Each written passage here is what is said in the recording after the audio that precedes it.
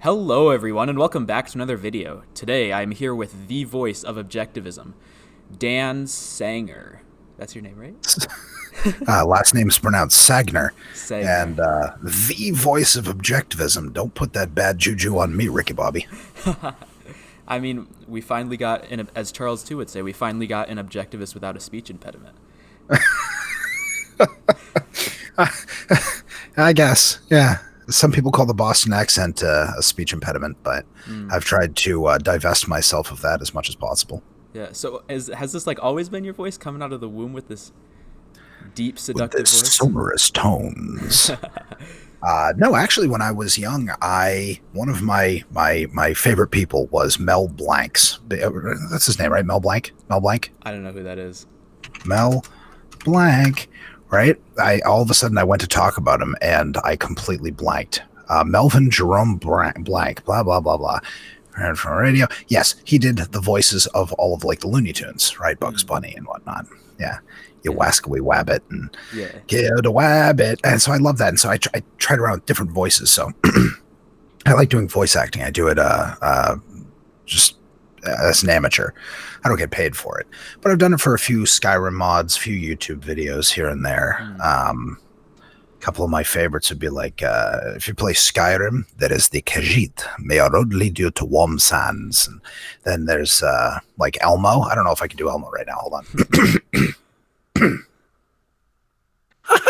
Oh boy! Oh my And, god. Let's ask a baby. I love doing voices. Voices are fun, Yeah. and so and accents and things like that. I love all of it. It really interests me. So when I get into the radio announcer voice, it's you get down here and it's got all that. You get what's that called? The Yeah. vocal fry, right? Yeah. Down there, you got to add a bunch of that in there, and then that's my Americanitis voice. Might as Yeah. well plug that at the beginning of the Oh video. yeah, no, it's a I have now a YouTube channel. Previously, it was just a podcast that you could get from Google Play and Apple Podcasts and RSS feeds and whatnot.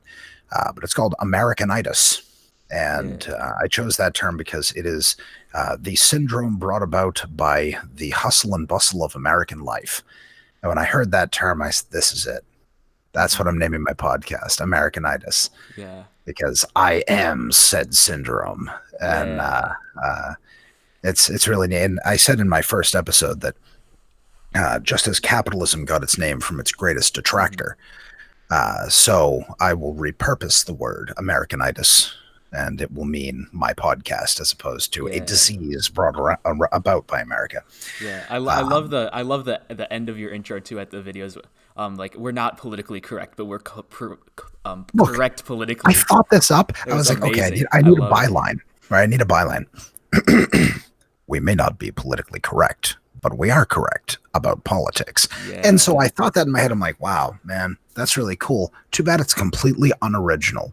Right? There's no way that this is a thought that came into my head alone, because it's sitting right there, right? It's like reach out and grab it. It's so obvious. And I searched it. I searched that for it. Nothing.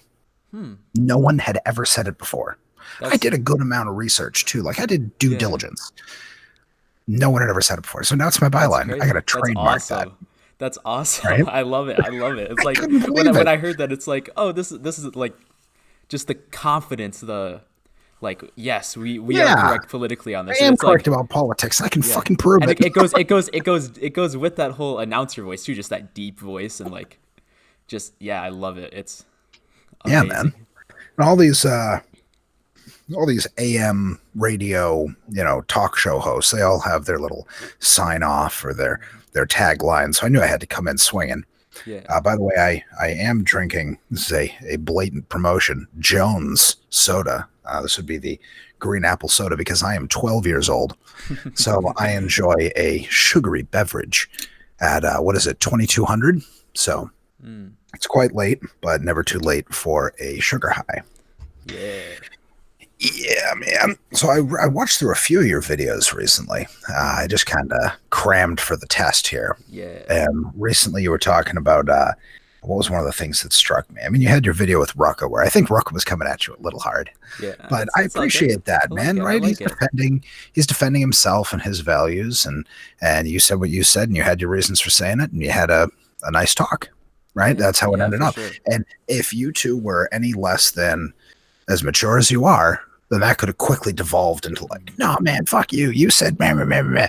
No, it wasn't like that, right? You both said your piece. Yeah. You both came to an agreement. It was fine. I was like, this is great. I enjoy seeing this. One of the things you were talking about, I think it was on the video right before that. It was the pessimism video. Yeah, the Right, one it where was I humor and objectivism yeah, part 4 plus optimism, yeah. pessimism. Um, and you said that you had been finding it really hard to find women, Hmm. right? That you had kind of given up, right, Uh, at a certain point. Not anymore, yeah, but to an extent. I mean, it's still like I don't know. I'm still struggling with that, but I'm more optimistic about it now. I think that's important. It's important to be like not give up. I found myself wanting to reach through the screen to former me, right? Yeah. Because you remind me a little bit about myself when I was in college, in university. The exact same thing, right? I had mostly written off women, frankly, and we'll get into this a little bit. But I had written off emotion when I was like 10. I just decided to be a stoic. Hmm. Right. I think I talked about this a little bit in another podcast. So it doesn't matter. So my advice to you would be to, I understand that relationships are a huge value Hmm. and that you should strive for them. But I would suggest that you try um, moving the locus of attention to yourself as opposed to let me try to find someone. It's let me Yeah. try to become someone that is worth this attention, right? Yeah. Become someone that I am proud of. Hmm. And then the suitors will come to Yeah. you, right? Because value finds value. Hmm. And that's what I missed. Luckily, I found myself with a wonderful wife and 2 beautiful kids. But I think I would have had an easier time of it if I had focused more on myself Yeah. and less on trying to establish the relationships. As one of my favorite quotes, and I love the quote that you have as your Twitter bio. And after a while, he returned to his task. He decided that pain was not a valid reason for stopping. Hmm. Great quote. One of my favorite quotes is, in order to say I love you, one must first pronounce the Yeah. I. Yeah. I Oh, remember. I pull Oh that man. shit out all the time. Yeah, no, I remember in one of my like past relationships, I would like I noticed myself like I don't know, there would be like bad times or arguments, and I'd always like feel like I want to like sacrifice my values for the other person, just in a general, broad sort of sense. Like there were more specific context to it, and then I guess that quote would always come to my head, and then I'd remember it basically and think, no, like I need to focus on myself. I can't entirely invest myself in this other person. I can't become part of this other person because, like, you still want to be yourself. You still want to have your own values. And whether or And not they know it, that's what they want too. They can't yeah, just, there needs to be someone for them to be in love with. yeah, for sure. And if you just become a reflection of what they want, Hmm. they'll eventually grow bored of you. Yeah, And yeah. well, they Did should. you did you see the there was the recent DDV episode that I was on? There was that article that Diego brought up about the dude in like the Middle East who just like did everything the woman wanted, did exactly what she said. There were no fights, and the woman broke up with him or divorced him because like when you're not an actual human being, when you're simply just like a reflection, that's not someone that you can fall in love with because So they're I not didn't providing understand values. it that he was doing everything she wanted. I understood that he was doing everything, Mm, right? That she didn't get the chance to cook or clean or yeah, do anything, right? That she didn't get the chance yeah, to have a job. Well, I mean, she was in the Middle East, so who knows where and who knows if she was allowed to have a job or drive or anything. yeah, But my understanding was that he just wanted to lock her in a tower, yeah, basically. and to just have this princess locked away. And Mm-hmm. she was like, "Would you back off?" And Mm. I'm sure there were fights, but he couldn't help Yeah. himself. Yeah. Or maybe she didn't want to fight and just wanted a divorce. I don't know. It's particulars Or of this yeah. particular thing, but yeah, it's important to find a partner. Mm-hmm. And I talked to Frog Machine about this a little bit when I interviewed him. Was he calls his significant other his partner, and I was like, well, you're straight. Why do you call your significant other your partner instead of your girlfriend or your wife or your a Yeah. fiance or something? And he said he explained it and just said that's how he sees his significant other as a Mm. partner with whom to go through life. Yeah. And I thought that really put it into perspective. I had a philosophy teacher one. I went to university for philosophy, and Mm. we can go into that a little bit. And he called his significant other his partner. We all thought it was super weird. And Yeah. I think that at the time to call your significant other a partner was super hippy dippy. Mm-hmm. Right now, people would just go, "Wait, is he gay? Is he? I thought he had a girlfriend, right?" Yeah. But then it was like nobody said that. Mm-hmm. No one. And so we Yeah. immediately assumed that he was gay. And so we Mm. one time we went over his house because he philosophy teachers, right? Yeah. I don't know if you've taken a philosophy course, but I they're a don't. bit eccentric. So this was like, yeah, come over my house for dinner. We're like the entire class over his house for dinner, really? And so we went over it like it was a flat, and we went over his house, and there's his wife. We're like, ah, he's just a hippie. Got it. Right? He's just one of these weirdos that calls Oh their yeah. wife a partner. Um, yeah, and Frog Machine's the same way, but it kind of made Yeah. sense when he explained it to me. I'm like, all right, I see what you're getting at. It Mm-hmm. really is a partner through life, and if you approach it like that, you realize that a partnership requires two people and two Mm-hmm. people who are seeking their values, and so you should strive to become that person to deserve that person. Yeah. Yeah. Frog Machine has a lot of good stuff to say. His channel's amazing. I want to have him back on the show. Choice. Um, Oh, he's great. but yeah, and yeah, he's I've had a lot of conversations with him about like emotions and different things like that. Like I don't know, he two of his videos are direct responses to my videos where it's like Hmm. one of them's like responding to it directly and like or the first one he did was like expanding on a video that it was his first video he made. It It was was about expanding on sympathy, right? yeah, expanding on that and like giving some examples of it. And it's like, wow, this is really good. And then another one was like responding to me directly, one of my videos, and like kind of critiquing me, but I guess like shifting my focus on when it comes to emotions, because I tend to be really focused on like correcting premises in the long run and like trying to create a better emotional state. And I don't really focus as much on like, no, how do you deal with present emotions right now? And that's something that he has offered me a lot of value with.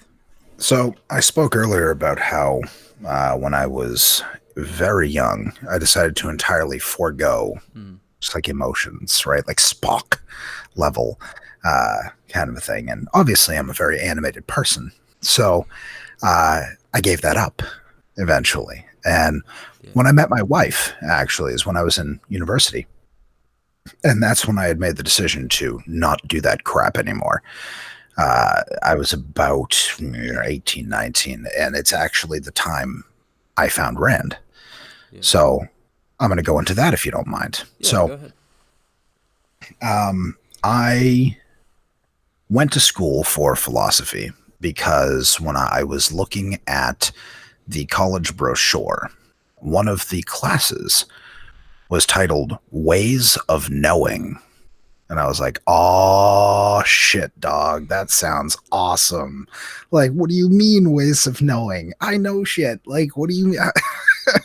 And so I took that and I was like, oh, that's so cool. I'm going to learn.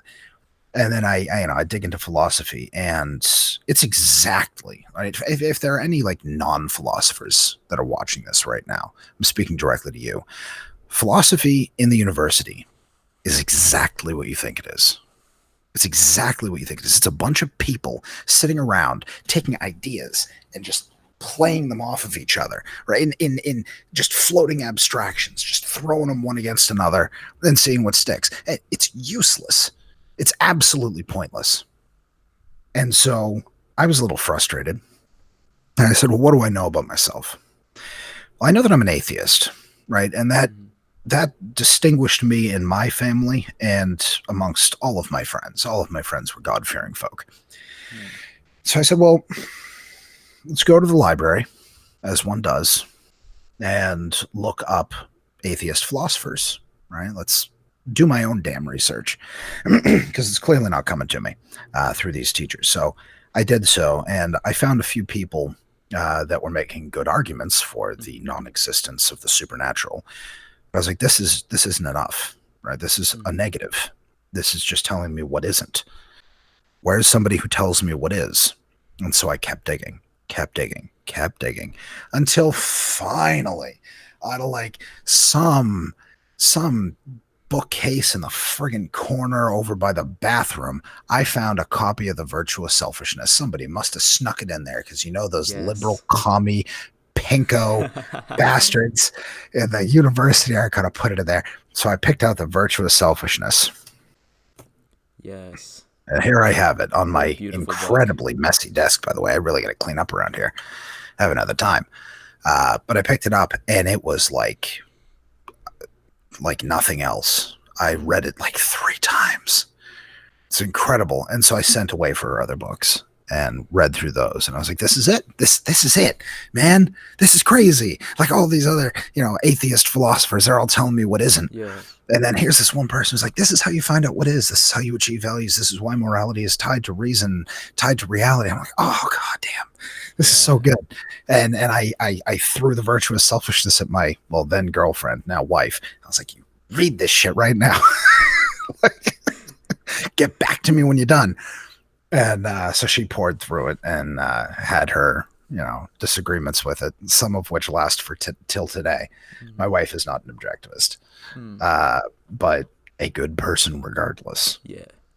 That's how I found her. And through reading Rand, I actually decided to try to reverse some of the emotional stunting that I had gone through. I don't know how much of that is due to some kind of social retardation, right? I don't, and I'm not being glib in saying that.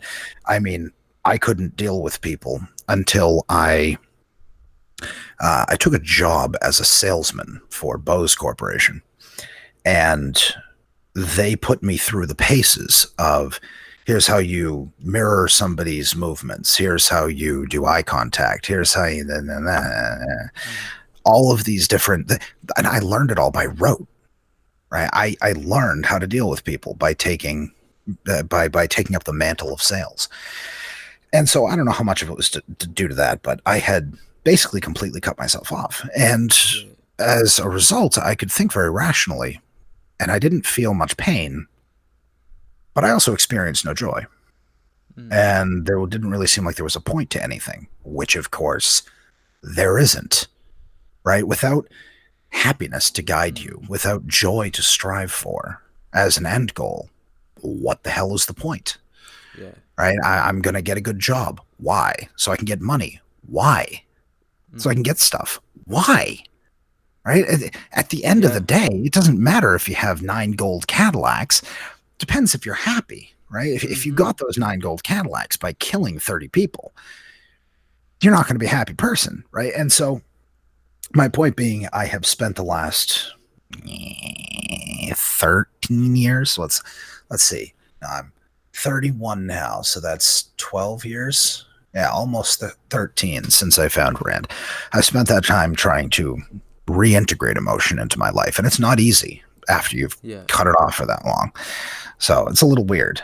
And of course, nobody's completely successful and obviously I say cut off, but I was just trying to be more like Spock. Yeah. You know what I'm saying? So yeah, that's how I found Rand. I didn't go back far enough into your videos to see how you did. But I'm sure I could find it.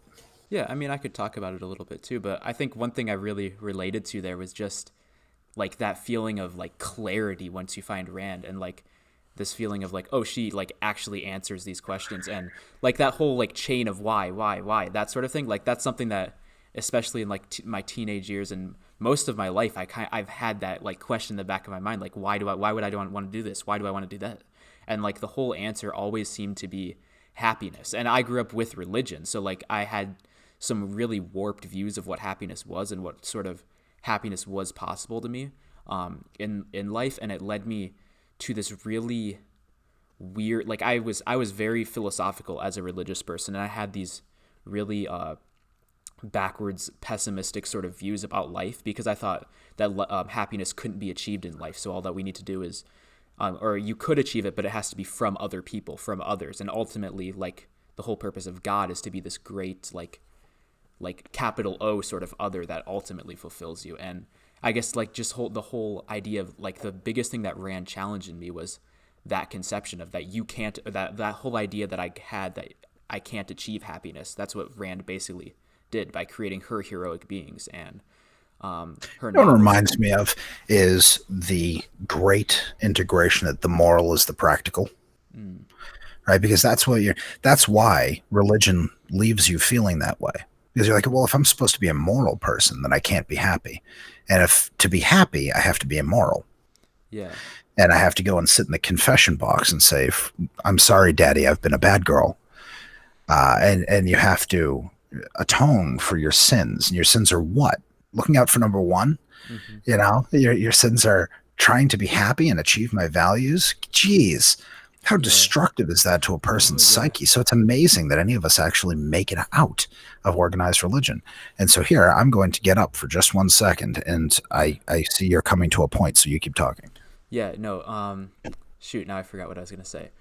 No. Wait. Can you hear me still? Oh, you can. All right. Now I'm forgetting what I was gonna say.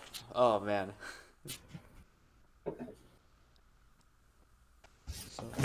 Oh yeah, Okay, yeah, yeah, well, yeah, yeah, yeah. too bad. I'm Sorry, sorry, back. sorry, No, you sorry. can't No, talk no, I now. I'm got back.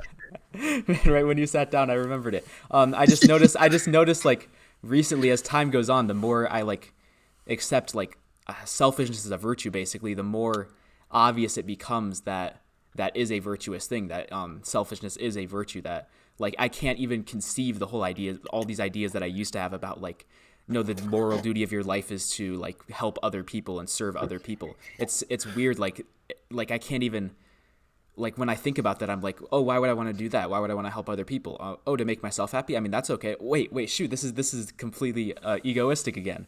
And I guess I Do you mean can't. that you've accepted the Lord and Savior Leonard Peikoff into your I heart? have, I have. Dude, Leonard Praise Peikoff is my Leonard. main dude.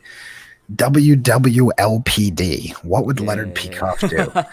Yeah. He is such a phenom, man. Whenever I listen Oh to him yeah, talk, especially the Ford Hall Forum talks, responding to questions, he's so witty, so cutting, so yeah. sure of himself Oh yeah. that That's. I it mean, just that's blows me away. that's like what makes objectivists so, I mean, so good at communicating. Like they have this so much clarity and so much passion with what they're speaking, because there's this like certainty that comes with this sort of clarity that is expressed in the what are you doing? Sorry, there's this sort of clarity that that these objectivists express just from like I like the clarity plus just the understanding of the philosophy and the sort of certainty that comes with that. You're talking about clarity while I'm making clouds. Yeah. There's a certain irony there, but it's true. However, I found that so one of the reasons I started making my podcast Mhm. is because I needed to. I took a break from being philosophical, right? Not that's not the right way to put it. I took a break from thinking about these issues for a few years because I was working 3 jobs to support my wife and 2 kids. Now I'm lucky enough to have one job. and I can dedicate some more time to it. But what I found was I was lacking a little bit in the, the more I dig, a lot of bit in the foundations, right? Metaphysics, epistemology. I really got the ethics, the politics. I didn't understand the aesthetics, but metaphysics and epistemology escaped me a little bit. And I realized that needed to be rectified because you're right. When you argue ethics, you need to understand why. You need to understand the metaphysics and epistemology behind it. And again, for the non-philosophers out there, metaphysics is that which is, right? The stuff around you. Existence exists. What is it? Existence exists. Existence has identity, and I'm conscious. Basically, is take those three things. Everything else follows. From that, you can build a beautiful and life-affirming philosophy. And then epistemology is how do you know that? And the theory of deduction, induction, the difference between sensory perceptual and conceptual knowledge, the difference between knowledge and truth, which actually I had a good discussion with a gentleman in one of my Discord servers. I shouldn't say my Discord server, in Joe's Discord server. Hi, Joe. Hey, Joe. Discord. I had, geez, there's so many memes right now that are flying around the objectosphere. Oh, yeah. That's a term I just made up. I've heard it. It's definitely been used before. I think Objectosphere? Yeah. I'll bet. I'm not original in that one. But I had a great discussion with a gentleman called Al-Shalashaska, and he was arguing that you can't know something if it's false. Right? Like you can't know a false thing. And I was arguing that is a problem of omniscience. Right? That's saying you can't know anything because you're not omniscient. Right? So for example, the example I gave, because he was arguing you can't know something that's false. You can't know something that's not true. You didn't know it. You were wrong. So it's not knowledge. And I was claiming that is an abuse of the word knowledge, right? That's not what knowledge means. Knowledge is just non-contradictory information in context, right? It's I can know how to dovetail a couple of pieces of wood together or whatever, right? You can know things. So the example I used was, let's say you and I are playing cards, right? We're playing poker, and on the table are 3 aces, and you hold an ace in your hand. Well, now you know where all of the aces are. Yeah. Right. You know that there can't be any more aces. We're only playing with one deck. What you didn't know is that I'm cheating. Right. And I have 2 aces in my hand too, because I slipped a couple in there. So you know something, but it's wrong. You see what I'm saying? It doesn't make it not knowledge. It just makes it wrong knowledge. And then when you have more information, you can update your knowledge. Yeah.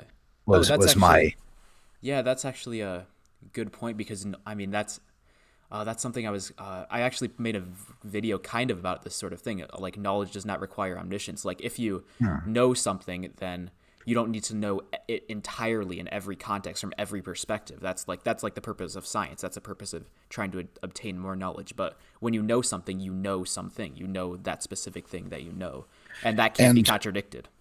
You can also have incomplete knowledge. For example, you can know that an object unsupported falls towards the center of the earth, right? You can simply observe that. You hold a book, you drop it, it falls to the ground. Yep. But then I fill a balloon with helium, and you need to update your knowledge, right? Your knowledge was partially correct, but it was incomplete. So there's degrees of knowledge, right? That's what distinguishes it from truth. Truth is that which conforms to reality. Yep. And knowledge is just logically consistent information within context. And that's always important. Context. Yeah. Don't drop it. Don't drop your hey, you dropped this. The context. I should make a meme for that. Yeah. Hold on, I have a meme for this. So yeah, I found myself getting into quite a few good discussions in that server. And anyway, one of the reasons I started this podcast, that's what I was talking about, was because forcing myself to, I write out everything that I say, a full transcript. It's not just show notes. It's not like bullet points. A full and complete transcript of what I say is available on that site because I write out the entire 10, 15 minutes that I talk. I write out the whole thing. And why do I do that? Because it helps me formulate my own thinking. It helps me really drill into a point. Now, my latest, which was Animals Do Not Have Rights, was admittedly not my best because, again, my wife was in the hospital. And I kind of rushed that one out. It didn't have a tweet of the week. It wasn't, frankly, it wasn't formulated the way I usually formulate it. Usually I go back through these things. I move around paragraphs to make logical arguments flow better. But so far, I've done the morality of war, in which I describe why a country can go to war, why it could be moral. Capitalism versus racism, where Kirk, capitalism, or else you wouldn't understand me. In which I describe why capitalism is necessarily antithetical to racism, why it would destroy racism and any illogical or unreasonable prejudice. The right to bear arms, which I called, a well-reasoned militia, where I defend, I make the claim that you can't just say, well, the Second Amendment says, but the founding fathers said that, because that's just an argument from authority, and it only lasts as long as people give a shit about that authority, and you need to be able to back it up. And with that, like a lot of people, like with the whole like free speech thing, with a lot of the conservatives nowadays, they just take like these sort of things out of context and just try to apply them to things like Facebook or things like Twitter and say that, oh, you have to platform somebody because it's like if you don't, it's a violation of free speech. And look what the founder said, that free speech is this unalienable right that shouldn't be taken away, or like whatever. They'll point to these like specific words out of context, and they don't actually look where it's derived from, like from the right to use your own mind how you want to, liberty, and the right to keep the results of your actions, property. So they violate the rights that free speech is derived from, while claiming that they're supporting free speech, which is a terrible. These conservatives, man. Terrible. Yeah, somebody called me a conservative the other day, and I was like, "Bud, you better take that back." Just saying. Yeah. Look, I got my objectivist buddies. We're going to come and beat you up. But no, they're going to be the death of this country, right? Because they claim to defend it, and capitalism's defenders are going to be its downfall. For sure, because they don't know how to defend it. There was that recent tweet by Ben Shapiro, and he's made this boneheaded argument before that capitalism is forced altruism. Oh, I was channeling Kirk a little bit there. That capitalism is forced altruism. Kirk's so easy to meme. I think he does it on purpose. Right? Yeah. If you were paying attention, that capitalism is also easy to meme. It's so easy to meme. And let's touch on the whole Charles Tune and Rucka thing. Hey, Charles was a big bitch, and Rucka got mad about it. And I'm done talking about it. Yeah. I still listen to some of Charles' old stuff. Oh yeah, and, there's a lot of value there. Some of the things are great. Some not so great. But what are you going to do? He's a firebrand. I feel like he's still working through some stuff too. And somebody was talking the other day about Ayn Rand's claim that you can't be a philosopher until you're 40. Yeah. And I wish you had stuck around a little bit longer and figured out the problem of induction. I really do. I feel like that's just the linchpin. That's the missing thing that somebody needs to figure out. And I think Leonard Peikoff does something with that. Yeah, he did a course called Objectivism Through Induction, where he describes what induction is. Yeah, I mean, but didn't he write didn't he write The Logical Leap with David Harriman? That was like a theory of induction. At least that's what Charles Tune said. Really? It was. Yeah. I haven't actually read it. I have that book. Formulaic explanation of induction had been, and again, for our non-philosopher friends, deduction is where you take two facts and arrive at a third fact, and induction is where you take the facts of reality and come up with a principle. Kind of, right? Sort of. So, deduction is the classic one is. yeah. Deduction is the classic example is all men are mortal. Socrates is a man, therefore Socrates is mortal. But induction would be figuring out that all men are mortal. Mm-hmm. Yep. Or you have to arrive at that first.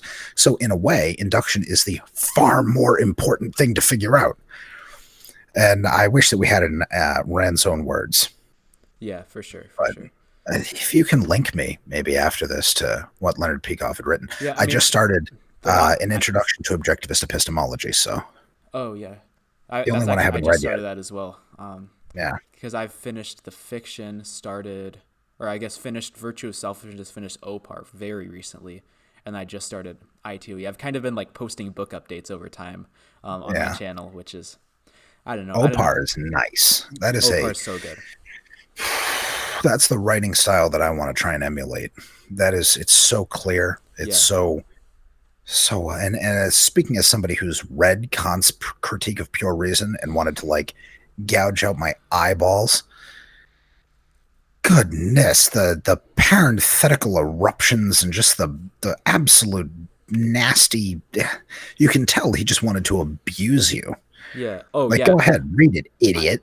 I opened I went to a Barnes and Noble near me and like I opened up Critique of Pure Reason. It was like, I'll just look at a line, see if people are actually right about like this they're talking about like how unclear his writing is, how like bad his sentence structures and stuff like that. I opened to the page and like the sentence that I look at, I find the start of it and I'm like, "Wait, where's the period?" And it's like Yeah. halfway down the page and there I look and there's like 3 commas, like 2 Yeah. semicolons and like what the hell? It's It's a terrible. sentence per paragraph. Yeah. It's insane. He wants to abuse you, Yeah. is what it comes down to. Some people want to be abused. What is it? Some of them want Want to to use. use Yeah, you. that is Kant. Kant wants to abuse you. Yeah. I think Rand hit the nail on the head there. That he is the most evil man who has ever lived. Mm. Clearly a genius, right? Nobody could Yeah. write something Yeah. that tortuous and not be a phenomenal intellect. He was Mm. just evil. Yeah. That's all that it comes down to. And I find that's a tough thing for a lot of people to accept, that there's real evil in the world. Mm. It was hard for me to accept. I thought that everybody was really out there, because the only frame of reference I had was myself, that everybody was really out there trying to live their best life or trying to achieve some sort of values, trying to get to something that they thought was good. And they were just wrong. They weren't evil, but there really are evil people out there. And Ooh. it's hard to accept for me. Yeah. I don't I know. always found that difficult. Hmm. I guess I don't know. I don't know if I've ever like fully accepted that idea because I tend to be very optimistic about people. I tend to think that most people are good. I guess like there's some days where I get in like one of those really pessimistic attitudes, those Charles II type moods where it's like everybody's immoral and nobody's as good as me, and it's like, but I mean, like generally, I think I'm pretty optimistic about people, but I have it's a hard. confession to make. I had a White Claw earlier, and I don't make that confession because White Claw is a girly drink or Mm, a drink for people on the on some kind of a diet. Although I was on keto for a while, that's a long story. mm, I say that because I don't typically drink. I'm usually a teetotaler. That is an Irish expression, which, let's see, judging by your complexion, you might be familiar with. Are you of Irish descent? like a decent percentage. I don't know. That's one Yeah. of the. There's like a list of 5 different things that I like have a decent chunk of. I think my dad was part Irish or something, but like my I've dad's like a never done big mix. ancestry, but yeah. So my father is basically everything white, right? Everything European white. Yeah, It's like Polish, Scottish, that's basically my dad. friggin' German. Last name Sagner. I'm pretty sure it's a derivation of Wagner, which is, of course, Wagner, which is, of course, German. Mm. But then my mother was adopted. So I have no idea. And we think it's English and French, but Uh, hell if I know. But her adoptive grandparents were Irish. So I know a lot of Irish phrases. mm, And I have a decent brogue if you put yeah, me to it. But a teetotaler is somebody who doesn't drink. yeah, And generally I am. And I also I cannot tolerate cannabis. I've tried it probably 5 times. And the first couple of times I figured the jackass who sold it to me was selling me bad shit. And I vomited into a bucket for 2 hours. Ooh. Yeah, it wasn't great. So I figured I was allergic, right? I must be allergic to this stuff. Oh, I have this weird allergy. It's my only allergy, as a matter of fact, aside from, pollen and dust and crap like that, just the usual stuff. Fresh fruits and vegetables, if they have not been cooked, like in something like an apple pie or apple sauce or apple juice is fine, but an apple will cause my ears and throat to just tickle. Right? It's nothing big. It's just whatever. But it comes from, I think, the pollen that's on it. So I was like, oh, you know what? It must have been all the pollen on that dank Buddha that I just smoked. Well, I suppose I shouldn't do that anymore. Well, then my wife got some of these. She uses it medicinally for migraines, and I was like, well, we're in Mass. It's all legal here, and maybe we can get into how it's fucking bullshit that the government tells us what we can and cannot put into our bodies. Yeah. But whatever. So she uses it medicinally, and I was like, I had this wicked headache this one night. My God, it would not go away. Mm-hmm. I took a lethal dose of Excedrin, and it just, no, I might die, but this headache will live on, right? Ooh. And so I was like, fuck it, give me a rip of that, man. And I took one hit, and I was just like glued to this chair for 2 hours. I don't understand it. You know what it is? You know what I feel like it is? I'm a very stressful person, right? I hold a lot of stress. I'm very animated, and it's all right up in here in my shoulders. And it's just because I'm active, right? Like I'm always just kind of on. Cannabis doesn't allow you to do that, right? It forces you to relax. So I can feel this fight happening in my body where the cannabis is like, nah, man, chill, dude. It's like, it's fine. Just like take a load off, dude. And every cell in my body is raging against the dying of the light. And Yeah. so it's just this constant freaking struggle. And almost every time I end up vomiting. And Uh. it's the same thing with alcohol. Um, I've gotten drunk once, right? And I again vomited. I don't like it. I don't like not being in control, complete Yeah. control. I was in the hospital for what was it? I got Lyme disease once, and they hooked me up to frickin' morphine. And Mm. as soon as I felt it hit my blood, man, I yanked that IV out of my arm and marched bare-assed in a Johnny Oh out my of that damn God. hospital against medical advice. I shit you not. My mother What? chasing me down the hall. I was like 17 or something. So I still needed her with me. And she's just like chasing me down the hallway, like, you need to come back here. And like nurses yelling at me and whatnot. Nope. I felt that wooziness, that weird, like I'm not in control thing. I was like, I'm out of here. See you later. I don't like it. And so I had a white claw today. But that's the thing.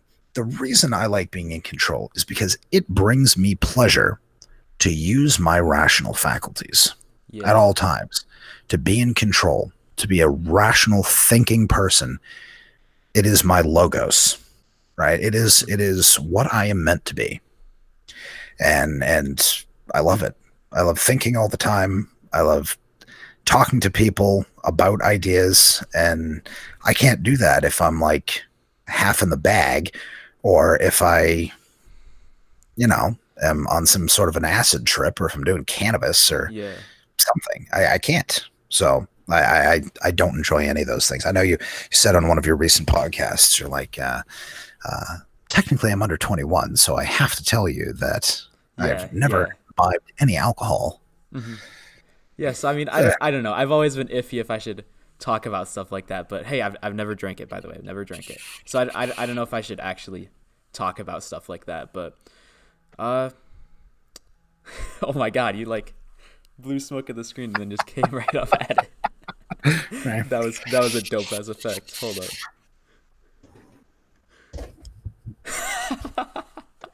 Oh my God, you're using a camera for the first time and it's like You Yeah, I gotta know, mess right? around with it. That's right. I don't do face cam.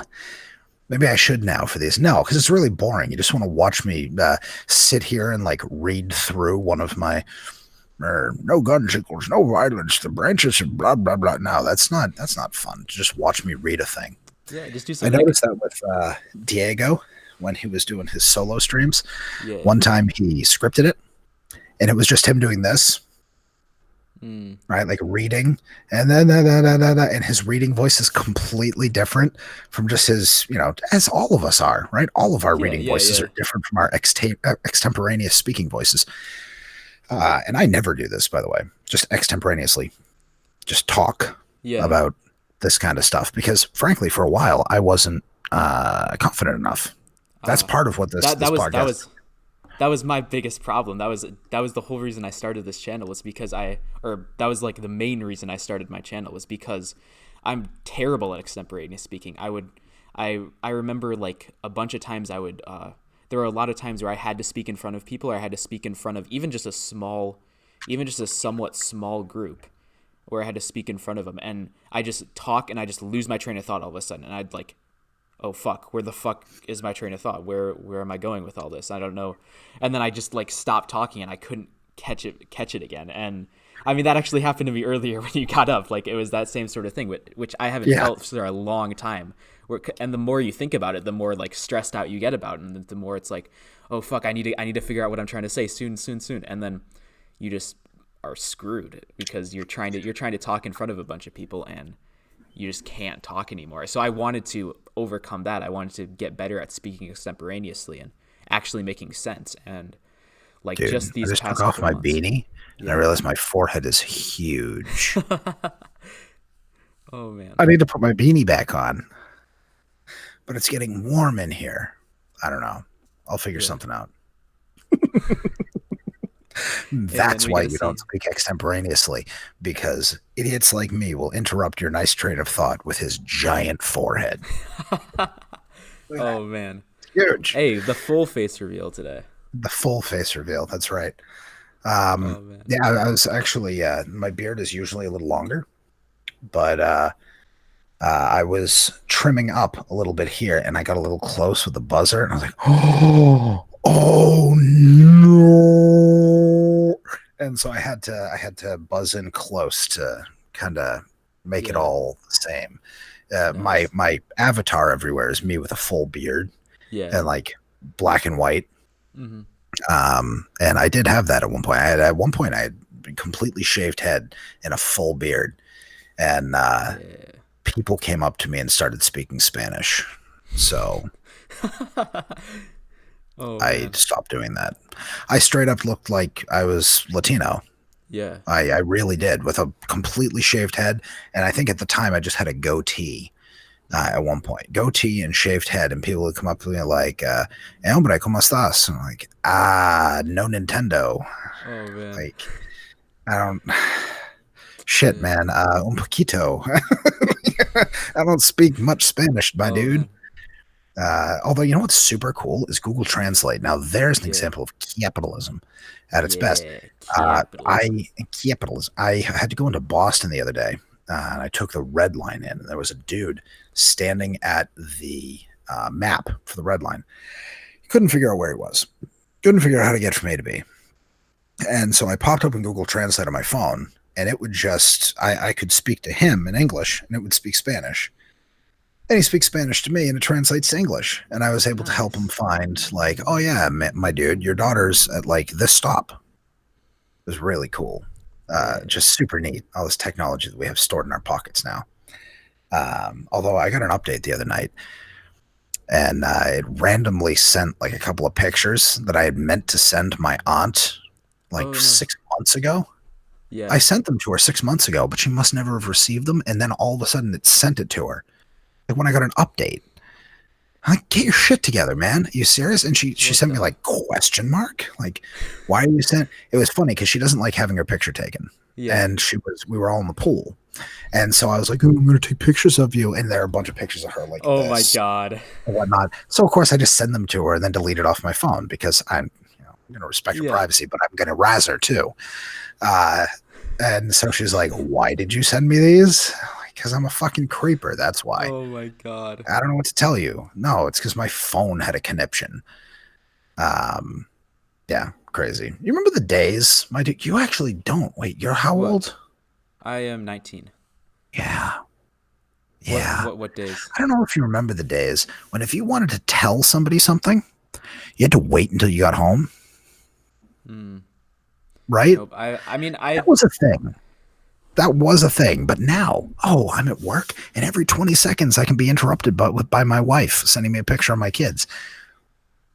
Now, to be fair, I love my kids, and they're yeah. always cute pictures, but take the pictures and show them to me when I get home. Oh my God. Let me concentrate. Yeah. That's a good time. So Yeah. what's college life like, my dude? Going pretty well. This semester's been kind of dull, but that's the only issue so far because I haven't like gotten out as much. I've kind of just been doing homework and doing my channel, but it's all good. It's all good. Only so many hours in a day. I Yeah. actually had to drop two podcasts to focus on my current one. Yeah. I was on a couple of other podcasts on the podcast channel that I'm currently publishing to, which is Tech Side. I used to do the Tech Talk and Tech House and all these other things, and they weren't really my speed though. I'm a bit, I'm a huge nerd, right? Mm. I'm like super geek. So Yeah. I'm the guy who runs Linux and tells you about it. Uh, and so I'm a bit of an evangelist there too. And so they would be like, hey guys, check out the latest iPhone case. And I'm like, hey guys, check out the latest Cisco vulnerability that can worm through your system. Heck yeah. And they're like, what? We don't understand. And so I had to kind of curtail that and change the topics that I brought. And then one week I brought something called Sasha Baron Colt. Oh my Oh God, yeah. I I cannot know, I know talk. who that is. Sasha Baron Cohen is adult. And it was when he was talking about, damn, what was he talking about? I have it like, did I delete it? What an idiot. I think I did. Mm. Where he had come out and said like the right to free speech is not the right to reach or something like that. Like just because you have the right to talk, it doesn't mean you have the right to broadcast it to as many fucking people as you want. I'm like, is that what you really mean, Sasha? Sasha, What? really? The person who makes a ton of movies and shows that reach millions of people and you have benefited greatly by it, do you Yeah. have the right to reach? And it's just he said one thing after another that was just so awful that and he was like, if Hitler was around today, he could have bought a Facebook ad for like X amount of dollars to spread his Nazi propaganda. Okay, man, like I guess Facebook ads are the wartime posters of our time. What is your point? Yeah. And it was at that point where the head of the network over there, Clay, it was like, my dude, first of all, we need to get you your own show. But second of all, that was a little heavy. And could you just kind of not? Okay. They had just gotten done talking about, oh, I get this cool thing I can attach to my back that taps me when I have poor posture. It's like, oh, that's actually kind of cool. Yeah. Also, by the way, all of your all of these media people and celebrities are all a bunch of assholes, and we live in a dystopia. And they're like, can't you just talk about the latest update that bricked your phone? Not And so they politically said I should correct, get but my. correct about politics. That's right. And so they gave me my own show instead, which was a lucky break. Yeah. Really, I was just I wanted to do this so many years ago. I wanted to put out a podcast just like this. And I set everything up and then realized that I don't know how to publish a podcast. And I looked it up and it was way more than I was willing to get into Oh, at the yeah. time. And I dropped it. And nowadays we have YouTube and who cares? I really like the podcast genre though, because I don't generally want to show my face. Not because I have an ugly face. I mean, Right? Look what we're working with here. Yeah. Okay. All right. Solid This will get 10. me at least a couple of viewers. Yeah. May show face. uh, Oh man, just you in the thumbnail is just gonna drive all the female viewers. I think I'm at like I haven't checked my demographics, but I'm pretty sure it's at least under 10% females. But this video is about to shoot up. I don't understand, man. You're cute. What's up? I don't know. Women are just all superficial, apparently. Yeah, no. Like I said, you remind me of a lot of about myself when I was in college, and frankly, it's a good idea to put your ideas out there and to do this YouTube channel. Yeah. You are going to reach a point a year from now where you will look back on your like 5th video and you'll be like, God, I look like a dumbass. Look at this. Look at this idiot sitting here espousing bullshit he doesn't understand. And he's just, what did I read a book? And then all of a sudden I think I knew everything and I should get on the internet and talk about it. What a moron. That's good. Embrace that. Seriously. Because if you look back and you are embarrassed by what you made, that's because you have grown. Right. And I wish I had taken this advice. I wish I, yell with a bullhorn back 10 years and said, just do it. Put yourself out there. Go yell about things on the internet, because then you can look back and see how much you've grown. And even now, just looking back at like I've done 9 episodes, and looking back at my 2nd episode, I'm like, wow, I really could have done that better. Because of course I could. We're freaking human. We live on a linear timeline. We only go forward. And that's not something to be embarrassed about. That's something to be super optimistic about, because you're getting better. Yeah. It's great. That's awesome. That was my yaron. How about that? Yeah, because look, I have an iPhone in my pocket, and now Yaron's podcast though. Look, when he does his Q&As, the Yaron Brook Show, I listen to those. Every time it says Yaron debates or Yaron lectures, I'm like, fast forward that shit. Not listen to that for the 11th time.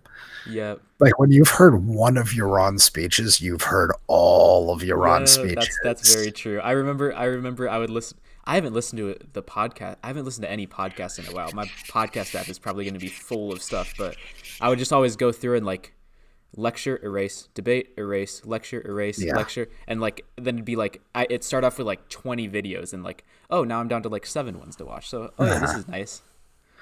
Yeah, it's like, I should subscribe to him on YouTube. Like, why? Man, I subscribe to ARI on YouTube, and most of the time I don't. Every now and then they'll do. So every now and then they'll have like Ilan Cherno or Ben Bayer or freaking what's his name? I almost said the guy with the lisp. That's all of them. Greg Solmieri. Solmieri, yeah. He's good, and every now and then they'll have one of them on like a panel, and they'll talk about is abortion moral, or but every now you also get these like, why should you strive to achieve your values? And I'm like, okay, well, this isn't targeted at me. It's just not. This isn't something that I'm interested in, because I've been doing this for 13 years, and I understand that. Right? This is for people new to objectivism, and for that ARI is great. And I think that ARI also they have the right idea to be fighting on the front of the universities, because like it or not, the philosophy in the universities trickles down into all the other specialties, right, at the university. One of the topics that I think I might do a podcast about at some point is I was watching a Vsauce video. Hey, Vsauce, Michael here. I watched so much of Vsauce. Holy crap. He's so good.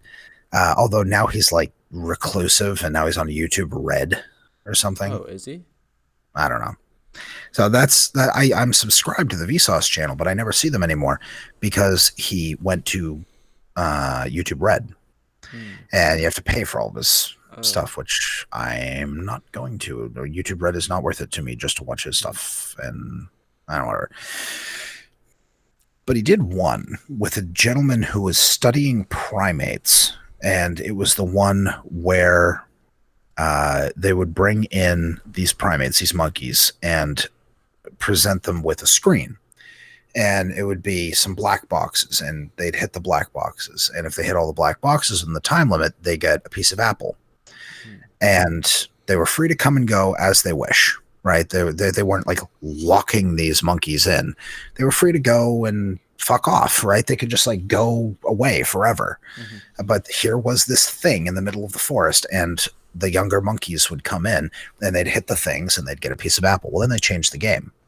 Then they made it 1, 2, 3. Hit 1, 2, 3, and you get a piece of apple. And then they added 4, 5, 6, 7, 8, 9. Right? So now a bunch of blocks appear, and they go boop really fast, and they have to go. And now the blocks turn black. Right, first they flash with the number, and then they turn black. So you have to hit all those boxes in the right order. Yeah. Even though you can't see what number they are, and you have to do it really fast. And then they get a piece of apple. Humans can't do this, right? Even trained humans, but especially untrained humans, right? Michael goes in there and he tries to do it, and he just completely fails. Now, before I go into why this is actually the case, right? Because you and I, thinking as objectivists, we can tell you why. But this is a what is he? A neurologist, right? He's studying these animals and then trying to figure out how their brain ticks. And he claimed that it was because humans gave up the ability to see many things at once for extra brain space for sharing. And I was like, no. And this, my friends, is why philosophy is important, and why philosophy is the father of all sciences. Because for fucking sharing, are you kidding me? No, obviously it's because they have a perceptual level mentality, because they can see at a perceptual level, bam, all of these things, and they mean nothing to them. The 1, 2, 3. It doesn't fucking know what 1, 2, and 3 is. It just knows I hit these fucking buttons as fast as I can and I get a piece of apple. Right? Whereas humans are like, I know what a 1 is. I know what a 2 is. And I can tell you that 2 is 2 times 1. Right? We have all of this conceptual baggage. That is what we have gained.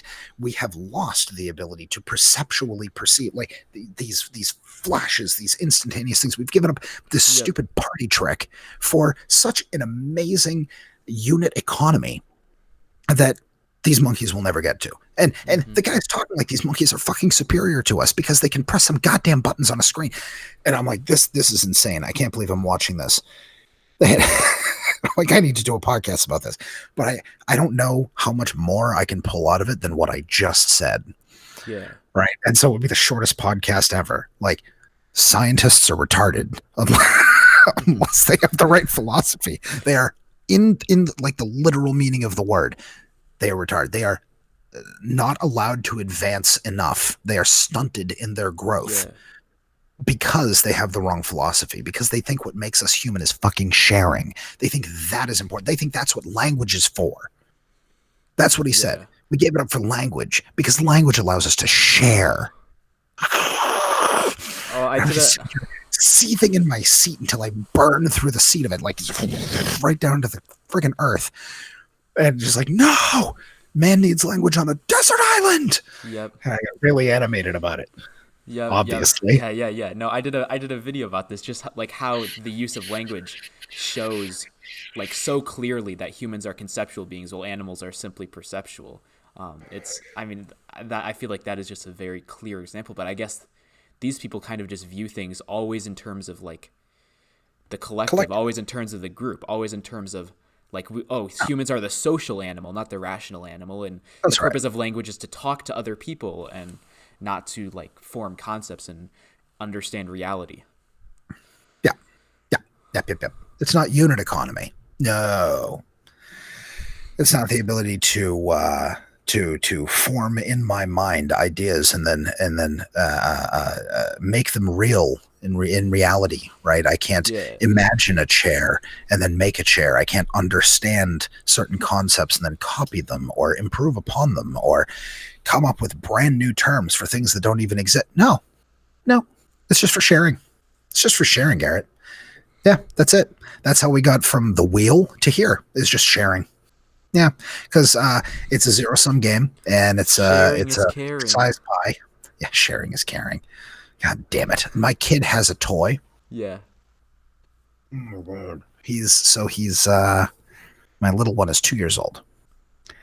He has a toy. It's a fire engine, Mm-hmm. and when you press a little thing, it says, "Be a hero by helping others." And I'm like, I'm going to remove the batteries from this fucking toy. Oh my God. And that's it. Every single phrase this thing says has altruism and collectivism just crammed into it. And I get it. Yeah. It's a fire engine. Yep. These are people who put their lives in harm's way to save lives and property every Mm-hmm. single day. I get it. It's not a job I could do. But yeah, hearing it every single day in my own house it reminded me of that guy who was going over, was it Avid Film Buff on Twitter, talking about The Giving Tree and how it's like the most evil book he's ever Mm. read. It's the most malevolent. Just at the end, the tree dies, and it says, "And then he Yeah. was happy." Right, the tree was cut Oh down for God, that's wood terrible. or something, and then he was happy. Yeah, that's right. Don't live for I mean, that's yourself. that's kind of that's kind of how You're people view happiness. They view it as the absence of pain, and when you view life as essentially pain, like the only way that you're going to fully escape the pain is by dying. I mean, that's kind and of that how you most have people no view right to live life. for yourself. Your life Yeah, is yeah, just, everybody else has a first mortgage on your life, but don't dare live for yourself. It's just you can only be happy once you completely obliterate and immolate yourself. I tried to combine those two words, obliterate yourself for someone else. That's it. Don't live for yourself. You're a worthless piece of shit. Just give it up. Ugh. Anyway, uh, yeah, yeah, man. Do you have anything else you want to talk about? uh, I remember you said something really early on that I wanted to respond to, but I forget what it was. I think it was way at the beginning where we were talking about, oh yeah, about like relationships and stuff, and how it's important to like improve yourself first before like going and trying to find other people. View your purpose in relationships as trying to like improve yourself overall. And I guess a connection that I made with that was like oftentimes when I think about like relationships and stuff, when I'm like feeling bad that I don't have a girlfriend, for example, I will like feel like, oh, I have everything else in my life, everything else is sorted out except I don't have a girlfriend. But it seems like that's a really bad way of thinking about things. Like it seems, I don't know, like just hearing the like I don't know, trying to integrate the whole idea of like you want to improve yourself first and then people will be more attracted to you. That's just, it seems so backwards. But if you just assume that you're perfect in every other realm of your life and this is just the one thing that's missing, like no, improve yourself first and stuff will come. I feel like I'm almost getting into like kind of how Charles describes, or Rucka describes Charles, like where he's like, oh, I'm this perfect person, but the only thing is that there's nobody here for me, and it's just this sort of narcissistic, narcissistic sort of way of thinking. Let's go through the seven virtues, Yeah. uh, which I'm going to do. That's part of my podcast. I'm going to do the cardinal values and the seven virtues because I never really went into them. They were just mentioned in passing, basically in OPAR, and Mm-hmm. um, they were gone into a little bit. But so the seven virtues: honesty, independence, integrity, justice, pride, productivity, rationality. Mm-hmm. You know what's not there? Hmm. Girlfriend. Yeah. Now, that's not to say that relationships aren't super important and that you should absolutely strive to find somebody that is your irreplaceable thing. That is just the right in Atlas Shrugged. I always found it. Spoilers, by the way. Uh, if you don't want spoilers for Atlas Shrugged, go ahead and skip forward about 2 minutes. Okay, here we are. So John Galt tells Dagny that he would kill himself uh, if any harm were threatened towards Dagny. Right? Once they know what you are to me, I will end it there. I will kill myself. Because there would be no end of torture for you, and that is not a world in which I wish to live. Yep. Right? I that's not a world where I can achieve values in a world that you are tortured. That was super touching. That's like the first time a character's sacrifice, I put in huge scare quotes because it's not, was actually touching to me. Right? The whole the needs of the many outweigh the needs of the few. And, you are and shall always be my friend. The whole Spock and Kirk thing. That didn't touch me. Even as a kid, I was like, fuck that shit. I want to live. But yeah, that's the only time that somebody saying, I will kill myself if this happens, just to save, not even to save you. It wasn't that. It wasn't, I want to save you, Dagny. It's not that you are a higher value to me than I am to myself, because that's impossible. It's the world would not be worth living in if that happened, right?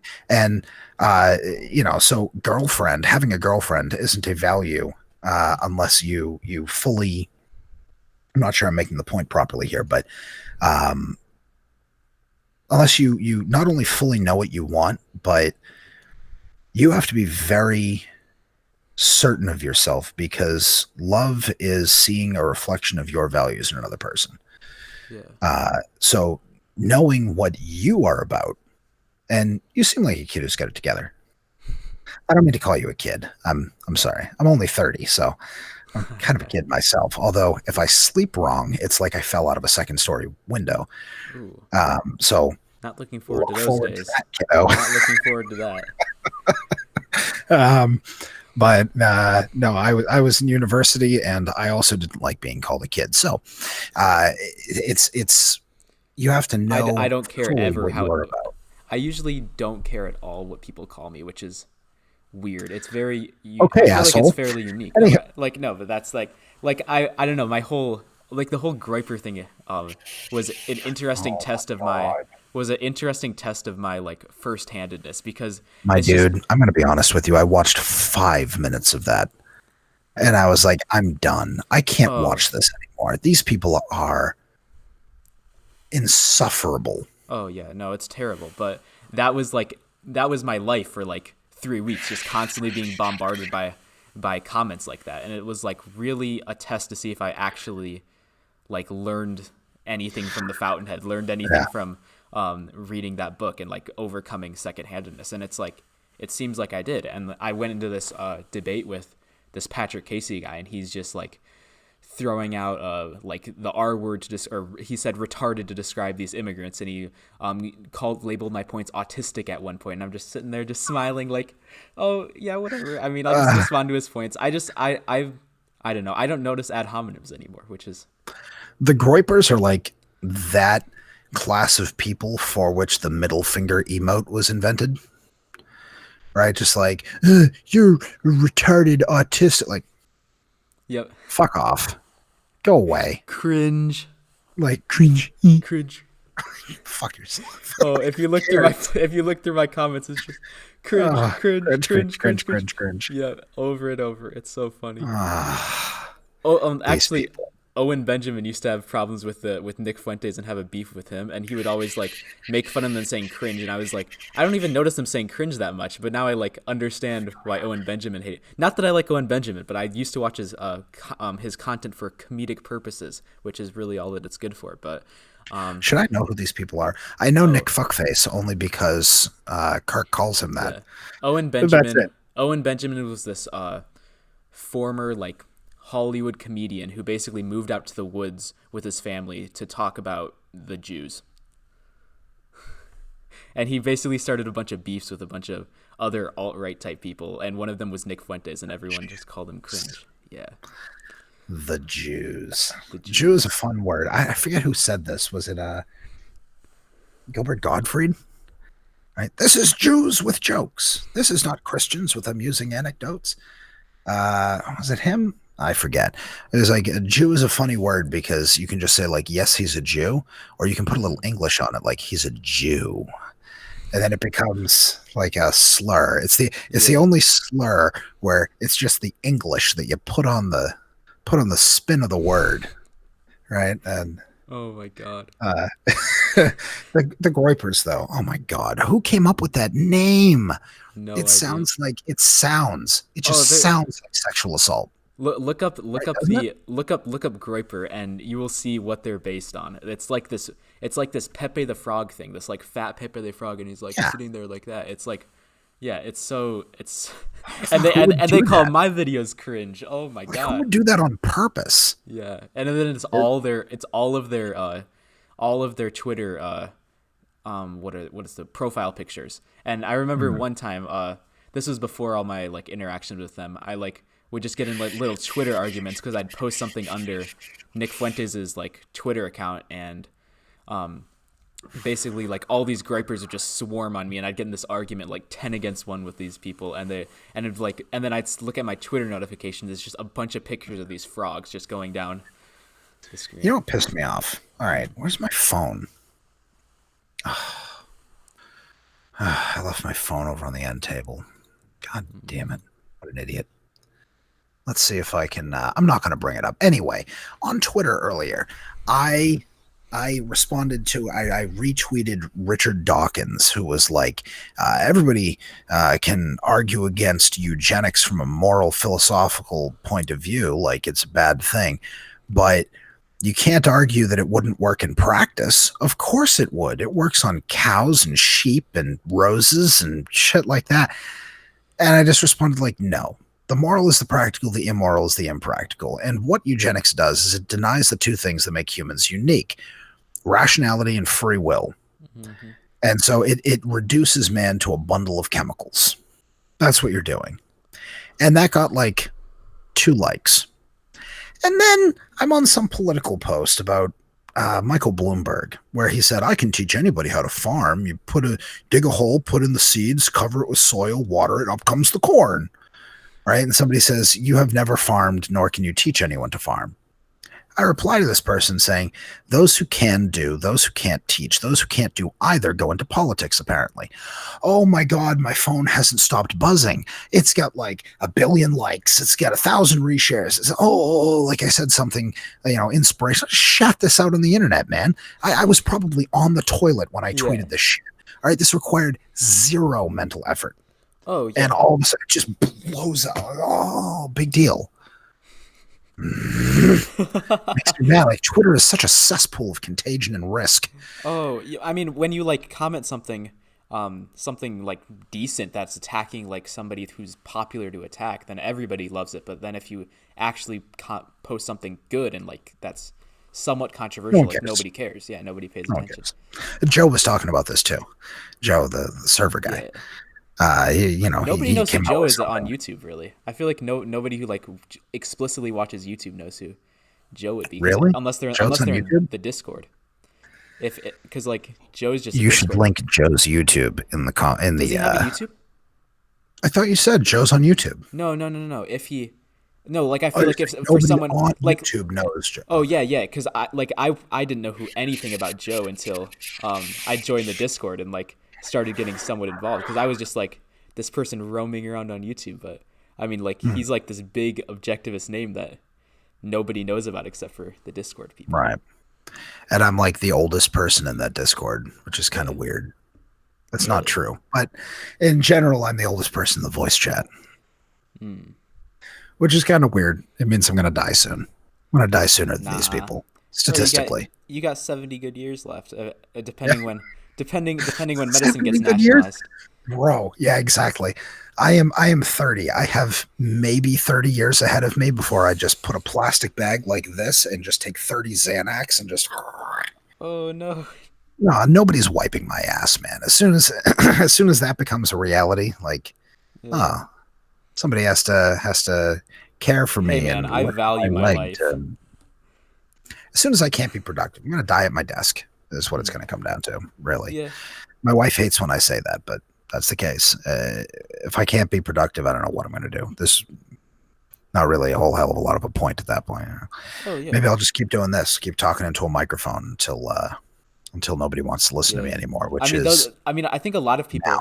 I think a lot of people don't understand that concept of like why why people would want to like work all the way until they die because they kind of view life as this like the purpose of life is being leisure, just sitting around and like going to the beach maybe or going chill sitting around and just doing Hmm. nothing and taking a break. I think that's a big problem with a lot of people's psychology because And they never leisure really is found important. something they're passionate about. Nothing that they never really found something that inspires a sort of passion in them. So they just view leisure as what makes life happy.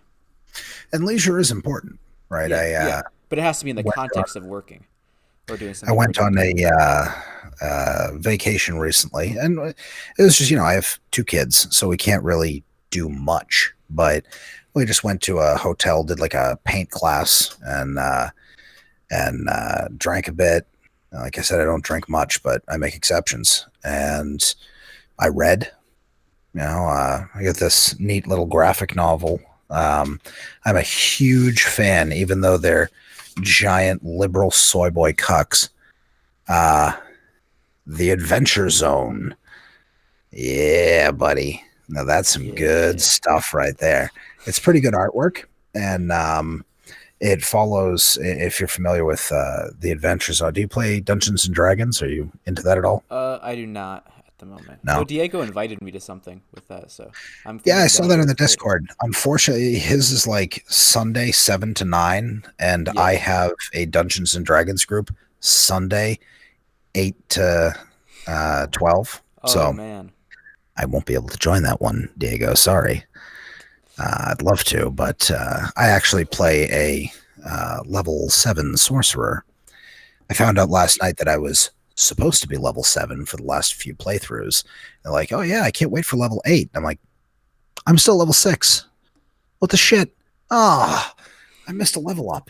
Oh, no. Where was I going with this? Yeah, so it was an interesting experiment for me to really try to relax. I don't relax. I'm Hmm. so bad at it. Um, and just to not worry and to just kind of lay back and do things that I wanted to do.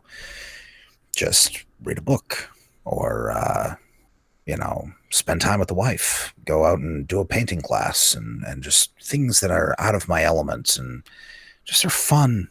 And I don't get to do that much. It's super important. It's such a recharge, but it's a recharge for something.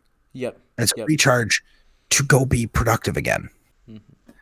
And good thing I cut my nails. These things grow like talons. I'm telling you, crazy. I got those nice pianist fingers because all I Yeah. do is type all day. Mm. So and by the way, that's what I do for a job. I'm a systems engineer, so I'm a computer guy, Ah, nice. and I like it because uh, not only has the government not regulated it very much, they wouldn't know how to if they tried.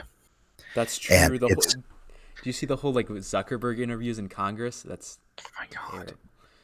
the fact that I haven't used Facebook since I was in college. All right, Mm. so I haven't used Facebook in over 10 years, but I still recognize a capitalist when I see one. A capitalist.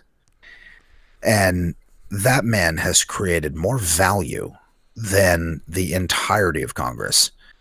And the fact that because they can't create value, that's not what they're there for.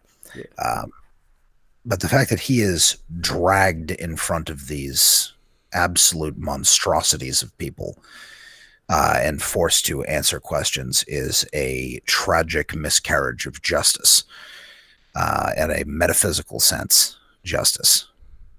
So that bothered me a lot. But you'll also see. these absolute numbskulls, these dimwits in Congress, and Australia actually tried to pass this as well, outlawing encryption because the terrorists are going to use it, and then law enforcement can't see into your text message. So this is a thing, right? That they're worried that bad actors, and of course, they always pull out fucking child porn, right? Yeah. Well, yeah, child pornographers are going to use encryption and they're going to go dark. It's the going dark problem right now. Mm. And essentially what it is, that law enforcement can't see into encrypted messages. And you know why? Because it's math. Like, you can't outlaw math, asshole. Mm. Right? And Anybody can don't you encrypt need shit. don't you need encryption like for security purposes for a lot of Oh, things? look at that. You surely do. Right? You want to connect to your bank securely, don't you? You want to be able to fucking. I talk to my wife over Telegram. Right? We're not sending nudie pics back and forth, much to my chagrin. Instead, we're, she's sending me pictures of the kids. She's sending me Yeah. whatever little I love you text throughout the day. Do I need that to be encrypted? No. But Telegram is useful, and I was able to get spousal approval on it. I talk to everybody I can over Telegram because it's encrypted. Mm. That's it. I mean, it's encrypted, and I think it's held on Telegram servers. It has to be because, yeah, I can sign in online and get a copy of all my messages. So, at some point, it needs to be able to be decrypted. I think I'm not really sure, but yeah, right now they're trying to like outlaw encryption. Mm. This is the stupidest fucking thing I can imagine them doing. It. All right, so here's a little bit of history for you. For a while, it was encryption.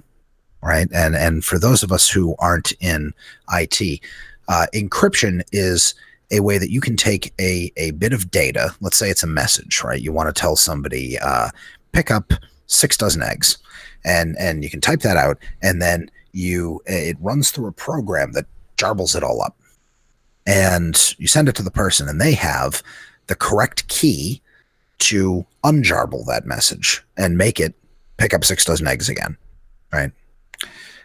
This public key infrastructure, public-private key asynchronous, there are all these buzzwords that go around with it. But that's basically it.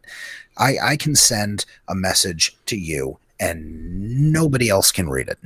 Everybody could be listening in on the conversation. Everyone in the world could see exactly what I'm saying back and forth to you, and nobody could make any sense of it because only you and I have the keys to unlock that data. So for a while, encryption, powerful encryption, was treated as a munition.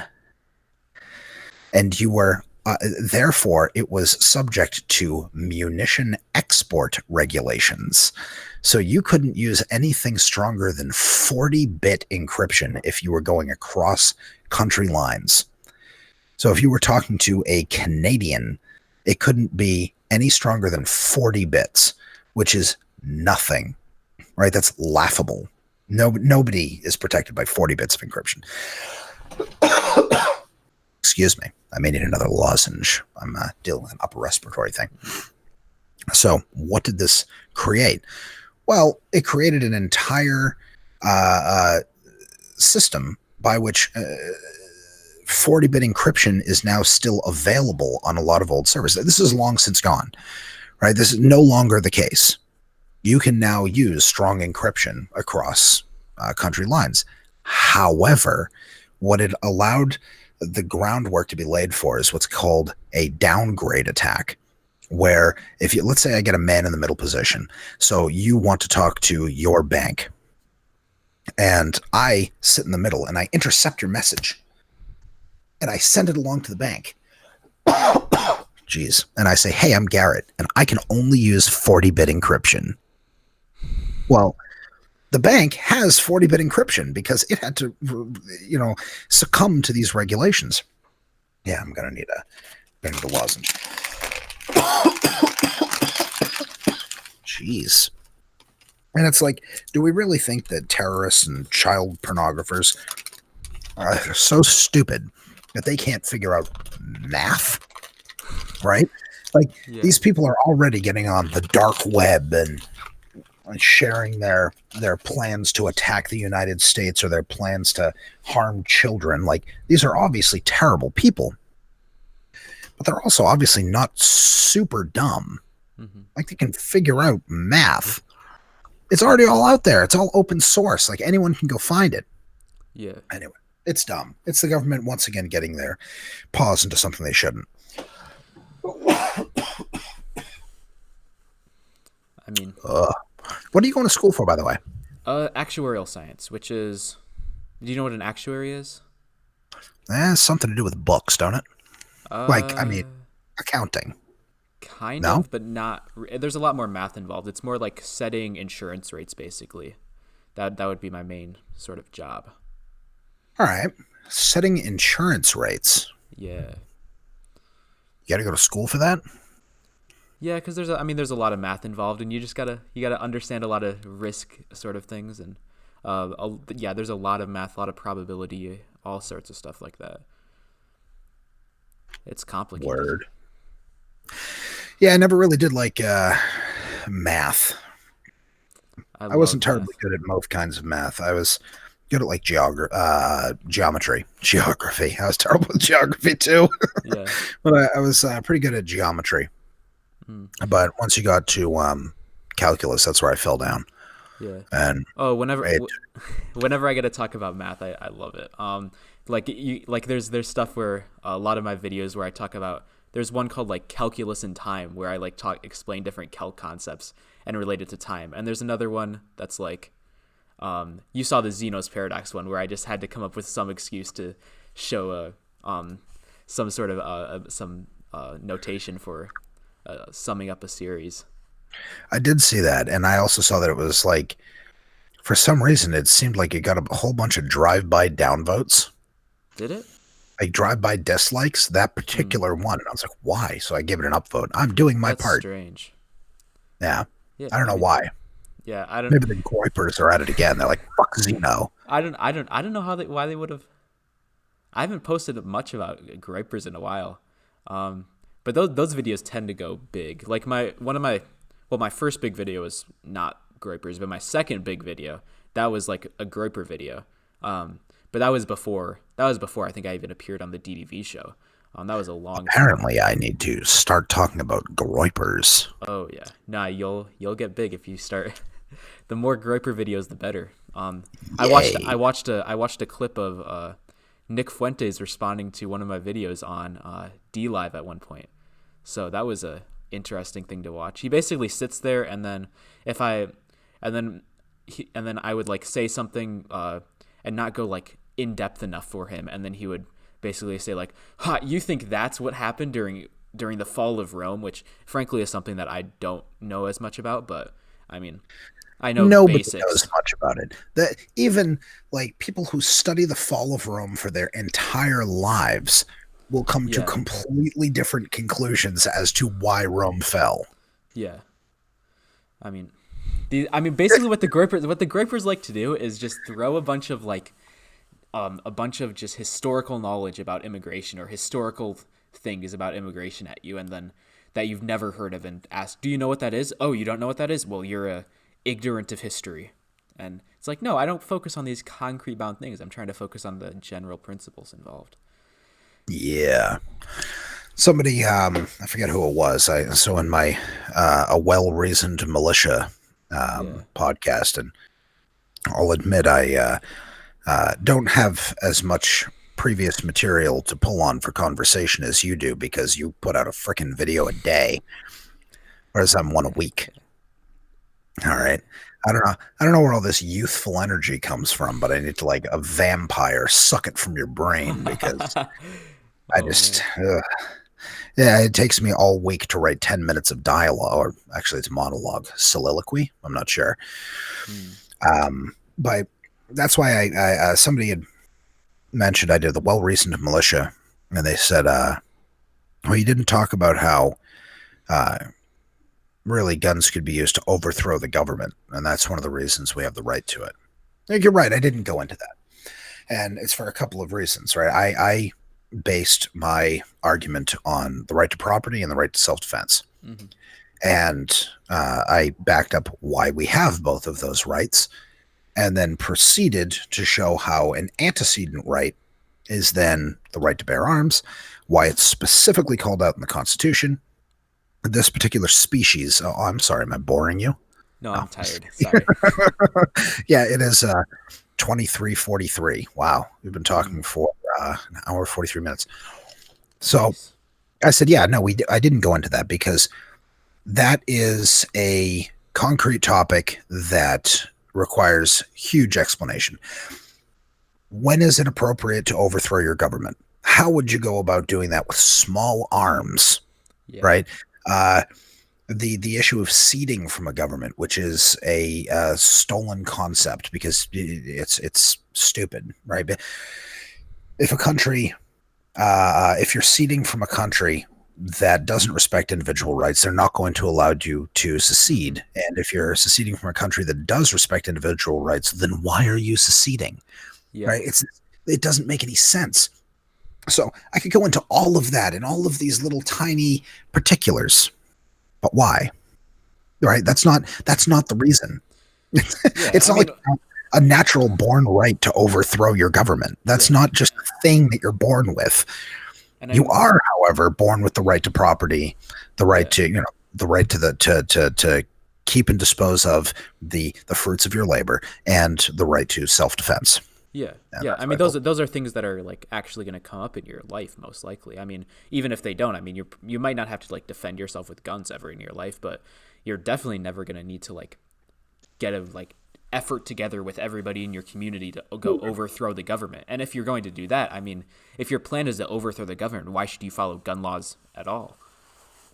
And Ruck and I are, and people are like, oh yeah, at least somebody's defending the Second Amendment against like Rucka. Rucka offered a weak defense of it. And I was like, I don't think he did. Rucka kind of scooped me. He got in there a little Yeah, bit before I did, and because it was in the news with Virginia and the whole boogaloo going on. Uh, so that's why all the objectivists at the same time all kind of spoke out about it. Like, why do we have the but he suggested that some regulation was appropriate on muzzle velocity, magazine size, things like that. That take a weapon beyond self defense. hmm. And I I mean, argued that's that essentially what Charles II's argument was back in the day. But right. My argument was that anything that projects a bullet from a barrel should not be regulated in any way. mm, Magazine sizes have a billion rounds in your magazine, right? Muzzle velocities couldn't give less of a shit. That once you get past that, that's when you've crossed the line, right? We just draw the line at different places. That's it, yeah, right? That's the only difference in our hmm, argumentation is that he draws the line a little bit closer than I do. I still agree that there need to be regulations on I will call them weapons as a large group. I'm yeah, talking about tanks, warplanes, atomic bombs, right? hmm, Obviously, there should be restrictions on those. If somebody breaks into my house, it's not a act of self-defense to irradiate half the Pacific Northwest, yeah, right? yeah, That's just outrageous. yeah, Obviously, that's not a. So that's it. A line needs to be drawn somewhere, and Ruck and I just disagree on yeah. where the line should be drawn. So we So we disagree on very little in that case. yeah, where do you think the line should be drawn? Like fully automatic or I can anything like see that? the argument for fully automatic weapons being owned by civilians. Mm, It's not up to me to determine what is appropriate for defending your property. If you think that your super huge mega mansion requires 7 bodyguards armed with fully automatic weapons, yeah, okay, right? If you like here in my apartment, I only require a semi-automatic handgun hmm, because I have one entrance to this apartment. We are yeah, not up to fire codes, and I can aim for kneecaps. Like, yeah, that's all I really need. I don't want to kill anybody, hmm, and Uh, that's it. It's just if my life or property is threatened by somebody who's not stopping, that's Yeah. all I'm going to need. I am not a person of any prominence. If I were, I would have armed security. Hmm. Now, so what I'm saying is that I don't see anywhere in the right to property or self defense where it should exclude me from using a type of ballistic weapon. Yeah. I don't see how that infringes on anybody else's rights. It's not who will let me, it's who will stop me. Yeah. Yeah. I don't see how owning an automatic rifle infringes on anybody's rights. Now, I could be shown to be wrong, right? I just don't see it. Yeah. If I my think the next door general neighbor owns, I think the general argument that someone like Ruck would make, although I mean that I don't want to put words into his mouth, would be that like that extra capacity beyond a semi-automatic would be unnecessary to defend yourself. It's something that can only ever be used for force. Beyond that, says you, true, but I mean right? I mean that'd be the argument. So Somebody I has don't. to draw the line. Yeah, Uh, there has to be a line somewhere with regards to that, and I guess the argument is essentially where should that line be drawn? it's possible that I'm wrong. I Yeah, just haven't been convinced of that yet. yeah. What do you Obviously, think the about argument like? has to be made in that direction, right? The argument has to be made for more regulation, not for less. You have to start from the starting point of everything is permitted, and then you need to hem it in. Yeah, It's not the other way. It's yeah, not let's allow people yeah. things. It's oh, sorry, we have to restrict some things because they are too dangerous. Hmm.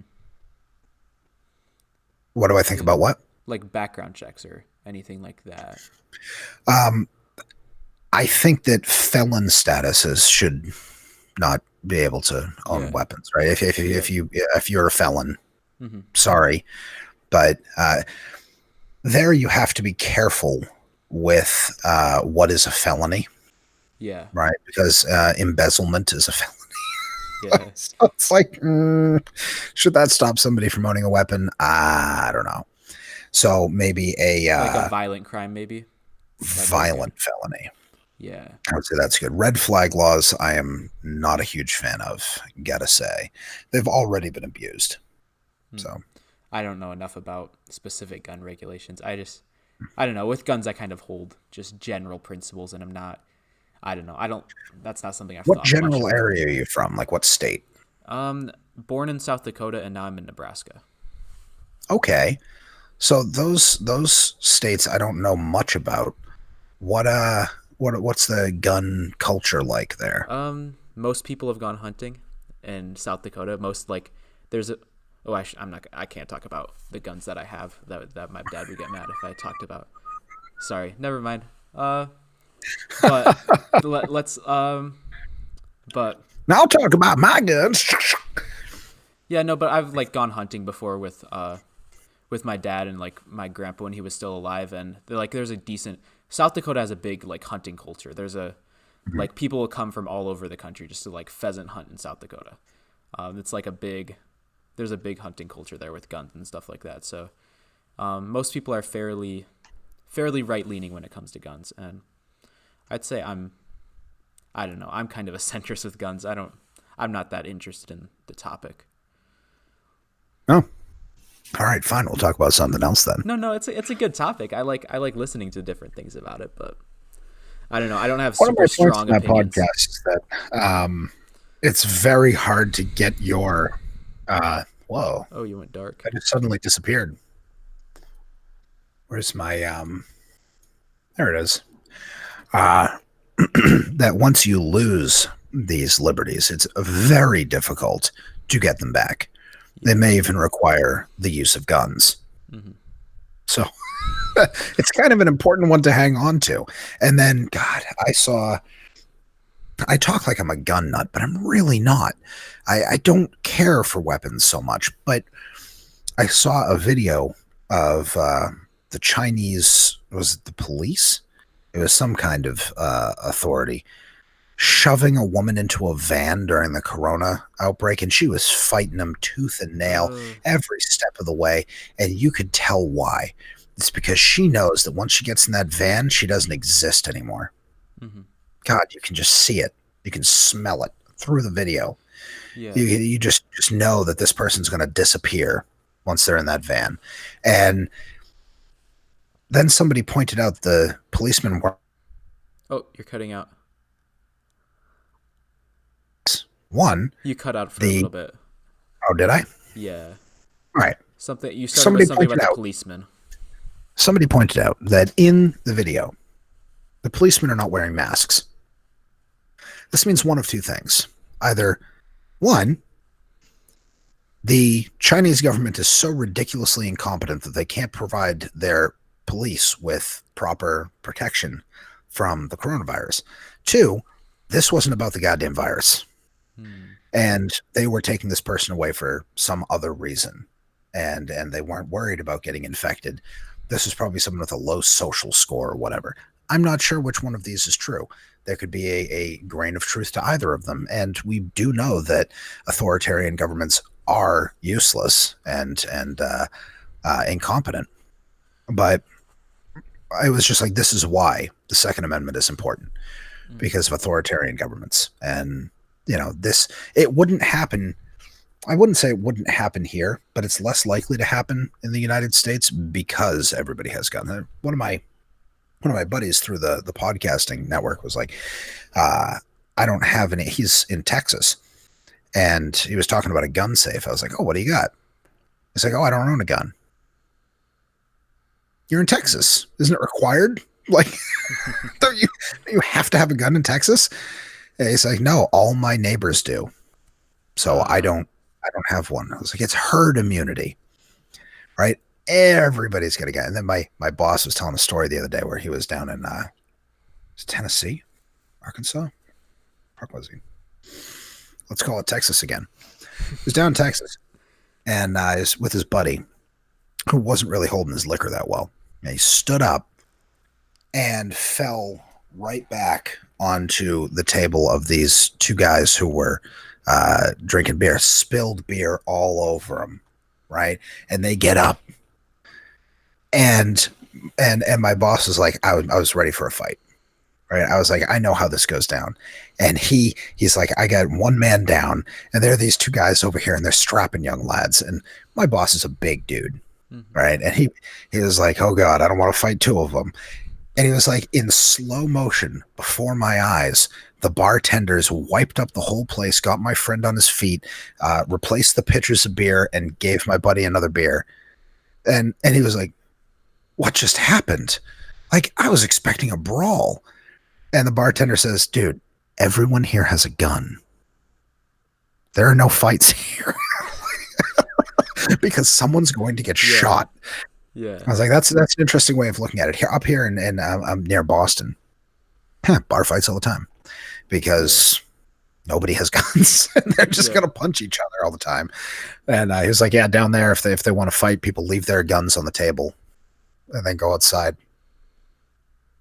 They're very interesting, the whole gun culture. And like I said, I'm not really part of it, but I did find it interesting to talk about the rights. And then, like I said, my animal rights video, did you listen to that at all?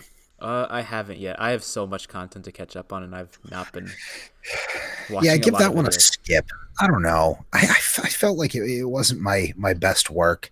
Just I didn't have enough time to go and pick through it again and move things around. Like, all of a sudden I get to like the fifth to last paragraph. I'm like, what is a right? Oh shit. I should have put that in the beginning, but then I'm listening to it for the third time, and I'm like, well, I did that wrong. But healthcare is not a right is a good one. Yeah. So, have your viewers check that one out. Yeah. Go watch his videos. Go give him some views, give him some likes, give him Listen some subs. To Garrett. Yeah. Listen to him. It's your master. Road to 100. Are you at 100 yet? Not at 100. I'm like 29. I just started it. Yeah. Road I started to 100, like last baby. week. Yeah. Road to 100. Yeah. Woo! I put it your viewership. when I got to 100 subscribers, I did this big 100 subscriber special. Yeah, finally made it to 100. Oh man. At what point do you get your own URL? Is it 1,000? Oh, I have no clue. Do I get my own URL at 1,000? I know Well, I get monetized at 1,000. Oh, I think a lot of things unlock at 1,000, including like, you can do youtube.com whack blah blah Mm. blah, right? Whack Garrett Mayer, or in my case, Americanitis. Yeah. Yeah, I can the also get last super chats. ooh, So gotta start money. live streaming Yeah, once I okay, get up to live a streaming thousand. Jarrett.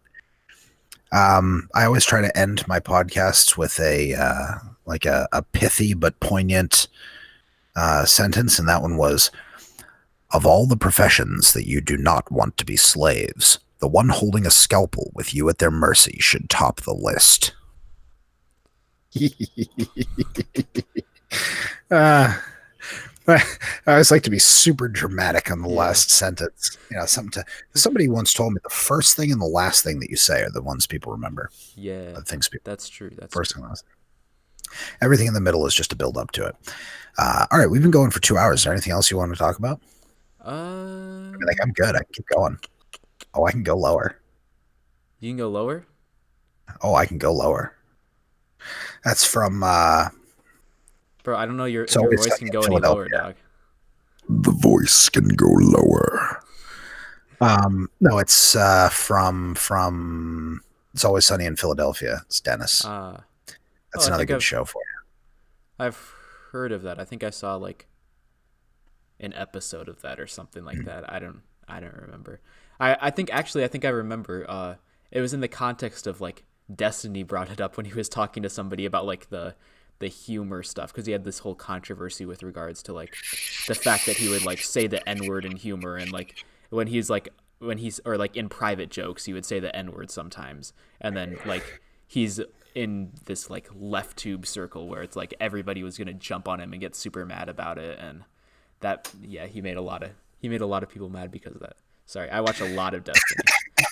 It's Always Sunny is very sacrilegious. Yeah. Let's call it. It throws pie in the face of many things. It's almost it's like an adult South Park, which is already kind of an adult show. Yeah. Yeah, it's more adult than South Park Hmm. is. Yeah, it's worth a That's look. nice. Yeah. One of my favorite ones of the last season was when they all went to the zoo. That was just God. That was so Yeah. funny.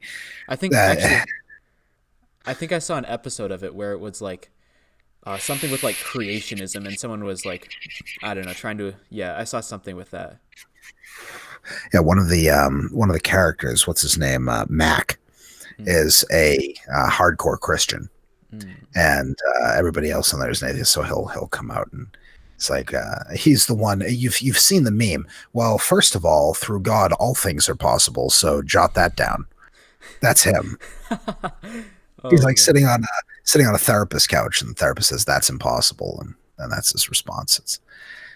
That's a good show. That's quite funny. What else have I been watching? My wife and I, we have this thing where we trade shows. Mm. So she'll, I forced her to watch through Star Trek: The Next Generation Nice. because, of course, from a philosophical background, you've got to love Picard. I mean, Drumhead. What an amazing episode! Have you watched TNG? No. Garrett, what are we I have supposed to not. talk about, bud? I don't know, man. I guess I don't really do that much. Fuck. What are you out here doing content creation, making YouTube videos like some kind of weirdo? No, you got to watch lots of Pretty TV much. and I basically like my life is basically like YouTube, homework, read, write, and watch YouTube videos. well, it's not bad at that point in your life. Yeah. But my wife and I watch maybe an hour and a half of television at the end of the day, a couple episodes, and so she's currently forcing me to watch The Originals, which is a spin-off of The Vampire Diaries. Oh, So nice. uh, that's a lot of fun. I'm sure she And feels the same way about Star Trek. what did I just have her watch? I mean, there was The Magicians, which is a good watch, and then God, we just got done with something that I forced her through. Oh, and I can't remember what it is. Oh my God, I can't remember what I had to watch. It must not have been that good. Oh, The Expanse. It was that good. The Expanse is a good show. And then, did you see Diego's breakdown of Parasite? I have it saved, but I feel like I should watch Parasite before I listen to that. Yeah, yeah, I'd say so. I haven't watched it, but I feel like I've seen the entire movie after watching his review. It was really Really? well done. That's Yeah, he broke it down through is objective criteria. is it good or bad? Is Parasite like a good movie or a bad movie? I don't know anything about it. He gave it a 4 out of 10. Oh, Specifically, I'm not going to tell you why, all right. because that might ruin it. And if you want to watch it first, Should I watch it it's first? Because if it's like a bad movie, all right. I'll tell you. wait, no, So he said you that. don't have to tell me if you don't want to. Well, he I can said not that gonna the want to end. watch it. Oh, the He said ending. the ending was weird. I The ending believe he was weird. described it as it's as if you were strung through this. He said it was suspenseful, and the pacing was really good, and it walked through this entire like logical progression, and then at the end they just like opened up the clown car doors and just Huh. clowns all over, and it was just stupid non sequiturs, and it just blew out the entire plot theme of the movie. And Oh. it was like that was really stupid, and therefore I give it a 4 out of 10. But the rest of it, there was some praise Hmm. that it was put together really well, and I won't go too far into it. It might be worth watching it, but you sound like a lad who's strapped for time. So maybe watch Yeah. the review and then decide if you want to watch it. Yeah. Hmm. Don't waste 2 hours of your life if I don't it's know the something last you time want. I've watched a movie, to be honest.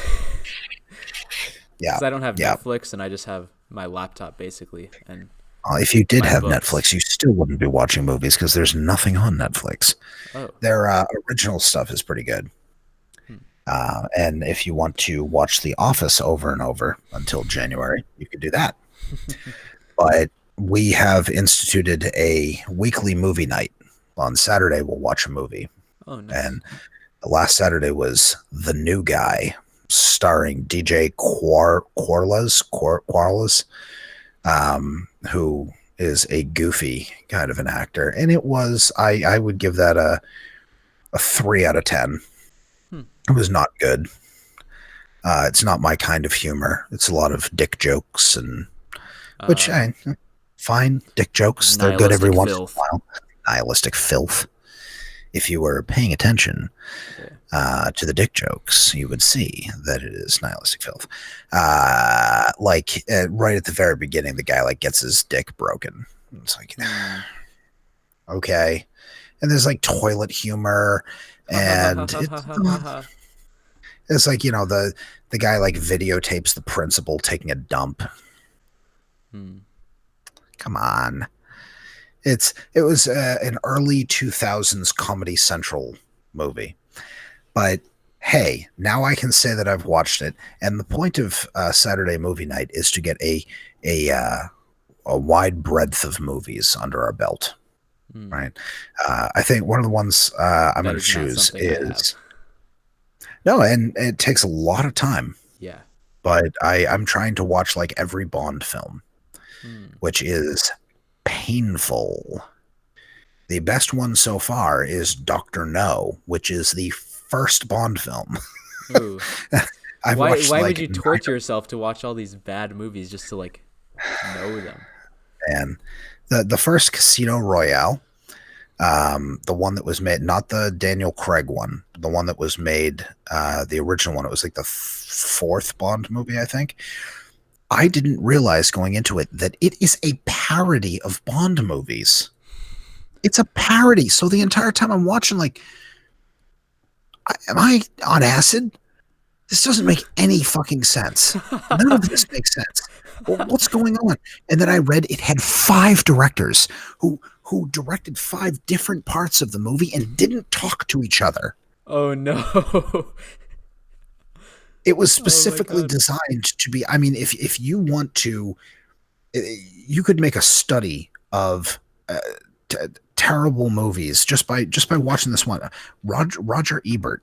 Let's see, Ebert Casino Royale. He had one of the best lines in it. Knew from the get go. In fact, this and that. Nope. I'm not finding it. It's it's absolutely it's terrible. And I didn't realize it was supposed to be a parody going in. And then I was listening to, was it Peikoff or was it something out of Rand? I think it was. I think it was the Romantic Manifesto. Yeah, I was listening to the Romantic Manifesto because I just do everything audiobooks because I get a lot of windshield time. Um, and she was talking about how James Bond was like the quintessential hero, right? He knew what he was fighting for. He always got the girl. He always accomplished his task, and he applied his mind and he got it done. And he's like, yep, this is the quintessential hero. Unfortunately, the was it the director or the writer for, I think it was the writer for the first 5 Bond films, said that they were all supposed to be parody. He's like, I Oh. don't get it. Why don't people understand that Bond is a parody? Yeah. And she's like, this is what's killing Really? the Bond films, is that this is why the first one was the best one, because they failed at making it a parody. And the rest of them are supposed to be like, haha, look at this. Man can't actually achieve values. Wouldn't it be funny if he could? Yeah. That's probably why I Really? haven't liked the rest of them. I think so. Yeah. Now she only saw the first 4 or so, but I grew up with Pierce Brosnan, and man, he's like the if I were gay. Pierce Brosnan, right there. Him and Patrick Stewart,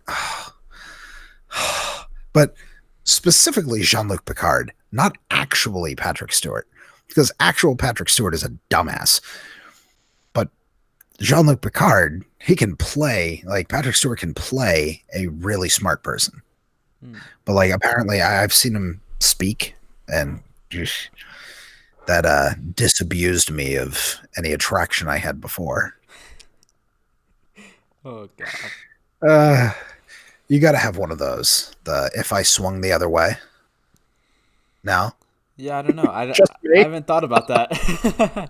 Not something I think about regularly. Why would you? I suppose. There was an interesting.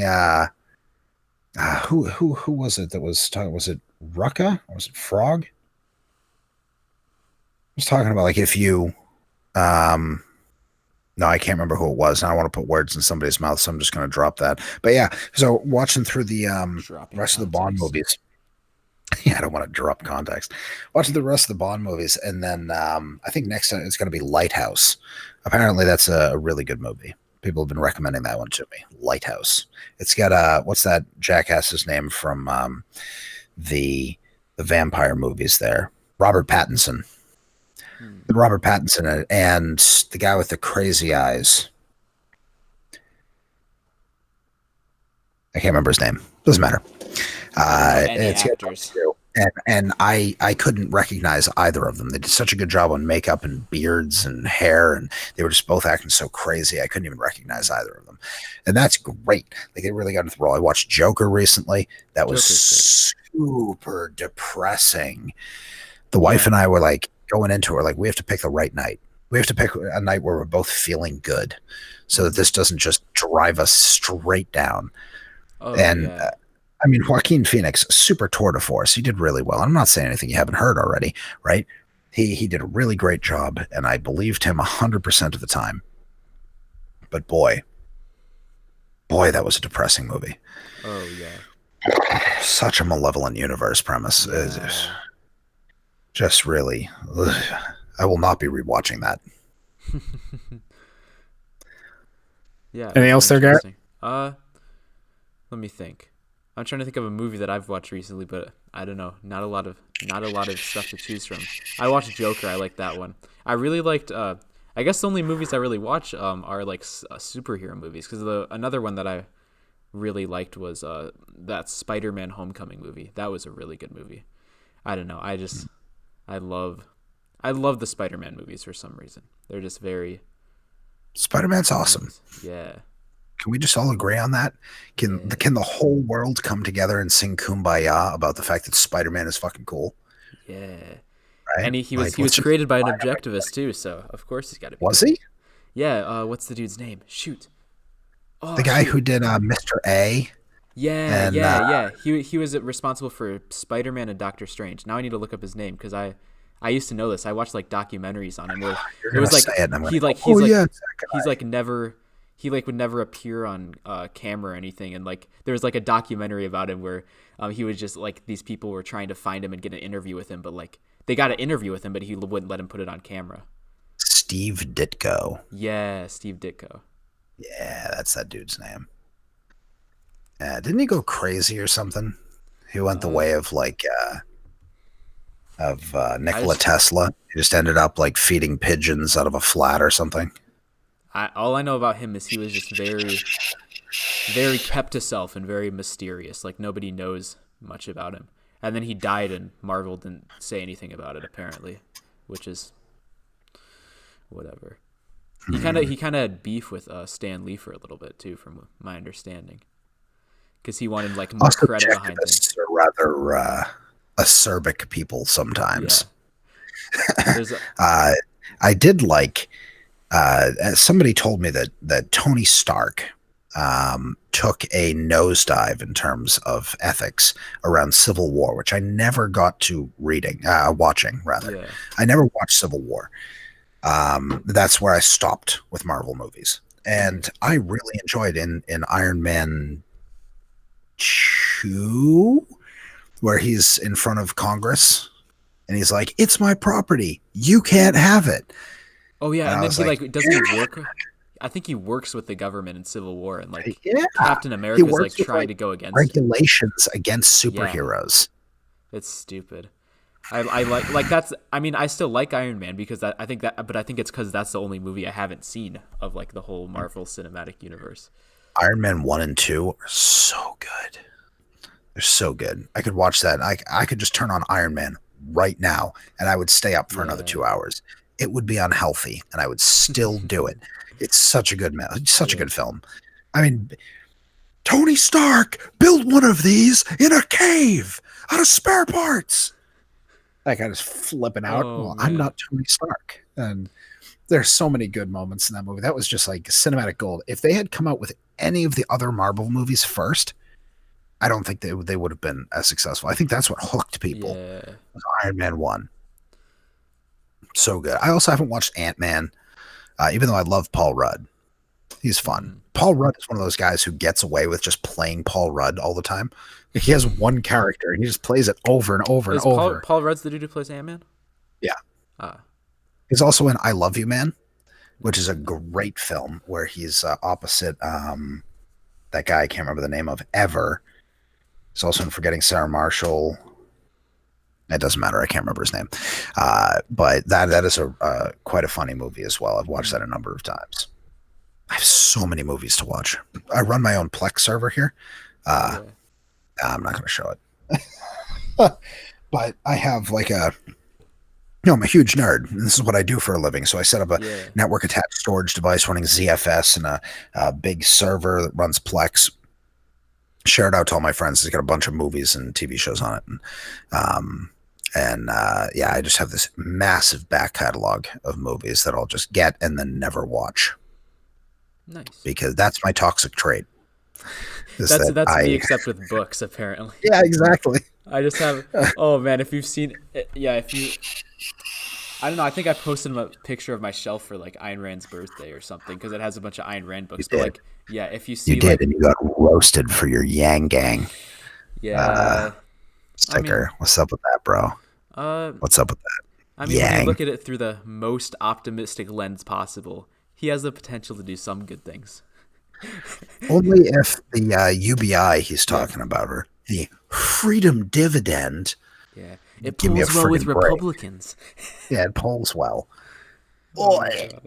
god. But if you take that to mean the end of all other kinds of welfare, Yeah. if that's how it was pitched, I would be Yeah. behind it, because Oh, that is a so great stepping stone. yeah, no, that's kind of what like. If he gets like a Republican Congress, he could have to compromise some of those things, and because I mean, any like the way it was like he was still trying to phase out some welfare programs. He just didn't phase out like all of them, or he like make it like as some way to like you have to choose between the two. But I mean, it's still like a step away from welfare. It feels like maybe not though. Maybe it's just an add-on, and I was wrong. So that was it. It was everybody gets $1,000. You Yeah. get $1,000. You get Mm-hmm. $1,000. Everybody gets $1,000. Um, he's like, I'm literally trying to give people money. Okay, Yeah. so I I would not. I know that I wouldn't benefit from getting $1,000 a month because of how much I make. I would Mm. be spending more than $1,000 a month giving $1,000 a month to everybody, right? Yeah. It's got to come from somewhere. So either Yep. you're going to print money and thereby devalue my paycheck, or you're going Yeah. to take it directly from me. So myself, it wouldn't benefit. Uh, I could be behind a type of not universal basic income, but a flat welfare check, as Mm. opposed to these government programs that try to control people's behavior.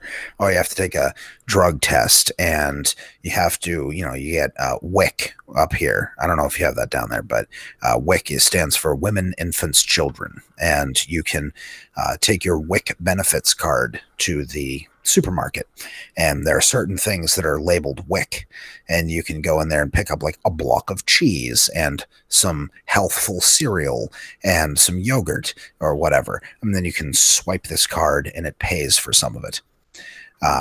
Get rid of all this shit, right? Get rid of all this nonsense where Mm. you're trying to dictate what people can and cannot buy Yeah. and limit it. No, just give people a choice, Yeah. right? Just $1,000. Yeah. No, There you go. that's why UBI is better than like a although in the long run that's not the ideal, of course, but like in the And short run, one like of that'd the be a better way to arguments. do it. That's right. Yeah, of course. The end goal is no welfare, no taxation. Right? Mm-hmm. Taxation is theft. But uh, one of the arguments against a flat welfare check is, oh well, people are going to spend it on alcohol and drugs. Okay. Well, Yeah. here's the thing. Either they are, right? And that's their choice. And Mm-hmm. they would have made that choice no matter how you gave them the benefits, because people figure out ways to get alcohol and drugs when they want Mm-hmm. them. Secondly, you're calling all of these people idiots, right? Idiots and abusers, and they have no free will. And oh, this is what they're going to do, and nobody can possibly change. Well, if that's your view, then what does it matter anyway? Mm-hmm. And first of all, stop calling people who, it's judging by your own morality. These people need help, and therefore they deserve some of my money. Mm-hmm. So, you're calling all of these people degenerates. Yeah. It's a very And I mean, low view of humanity. and it also kind of shows how like once you give these people money, you have to like concern yourself with how they're gonna spend it. So like once you Yeah. start giving them money, then you have to like get more involved with their life and more involved in it. It's just like this It's sort of almost like it's spiraling. not about people, it's about control. Yeah, absolutely. Almost like that. Now, again, it took me a while to, oh, shoot, my mic arm is falling off. Get back on there, you son of a bitch. There we go. Crap. What did I oil this thing up? Damn. All right. It took me a while to accept that there are evil people in this world, Yeah. but I consider that evil, trying to control people's choices through force, uh, as I'm sure you could agree with. And it blows my mind. So much of me just screams that no, they're trying to help them. They come from a good place. But the more I consider it, the more I think that perhaps I was wrong, and there are just people out there who want to control other people. Yeah. That's I cannot imagine that. That seems like such a perverse motivation, but I mean you just see the power lust just seething out of some of these politicians. It's terrible. Like I mean, like Elizabeth Warren, she'll like lie about her heritage to get into like a law school or something like that, or like Yeah, some of them aren't even playing the game anymore. They're not even trying to hide it. yeah, or Like like Sanders, Comrade Sanders. yeah, and like or Oh, Warren, Warren seems to be this like terrible example of just pure powerless because she will like lie about Bernie Sanders, and I mean like that was a funny thing because like the left's eating itself, and it's like funny to watch these progressives argue against each other, but it just shows this seething powerless coming out of people like Warren. yeah. And yes, I believe it in my or is it my podcast? I was like, despite my recent sympathy for the old codger due to the injustice he faced publicly during the debates, where the questions went the way of when did you stop beating your wife? Yep. He he wants to be criticized, and so he had tweeted something out like, "It's not freedom when you have to work 3 jobs just to survive. It's time to say that real freedom must include a living wage and economic security." And I said, "How insightful, Bernie! Freedom is slavery. I can't believe I didn't see it before. Of course, I'm entitled to someone else's work by force. We can Oh just my loot from the god. people who make the things we need to survive. Let's just eat the rich if we're hungry." And yeah, Oh my it's god. like I said, he's not trying to hide it anymore. There was a great meme. You know that meme with Bernie Sanders, and it's like, I am once again asking for Oh yeah, da yeah, da da, yeah. and this one with his face all squished up, and it says, "I am once again asking for your strongest potions," which is that's from a YouTube video from like the dawn of time. And Hmm. it's one of the oldest YouTube. There's a good one with he's got like a commissar hat on, and he's got a gun, and it says, "I'm no longer asking."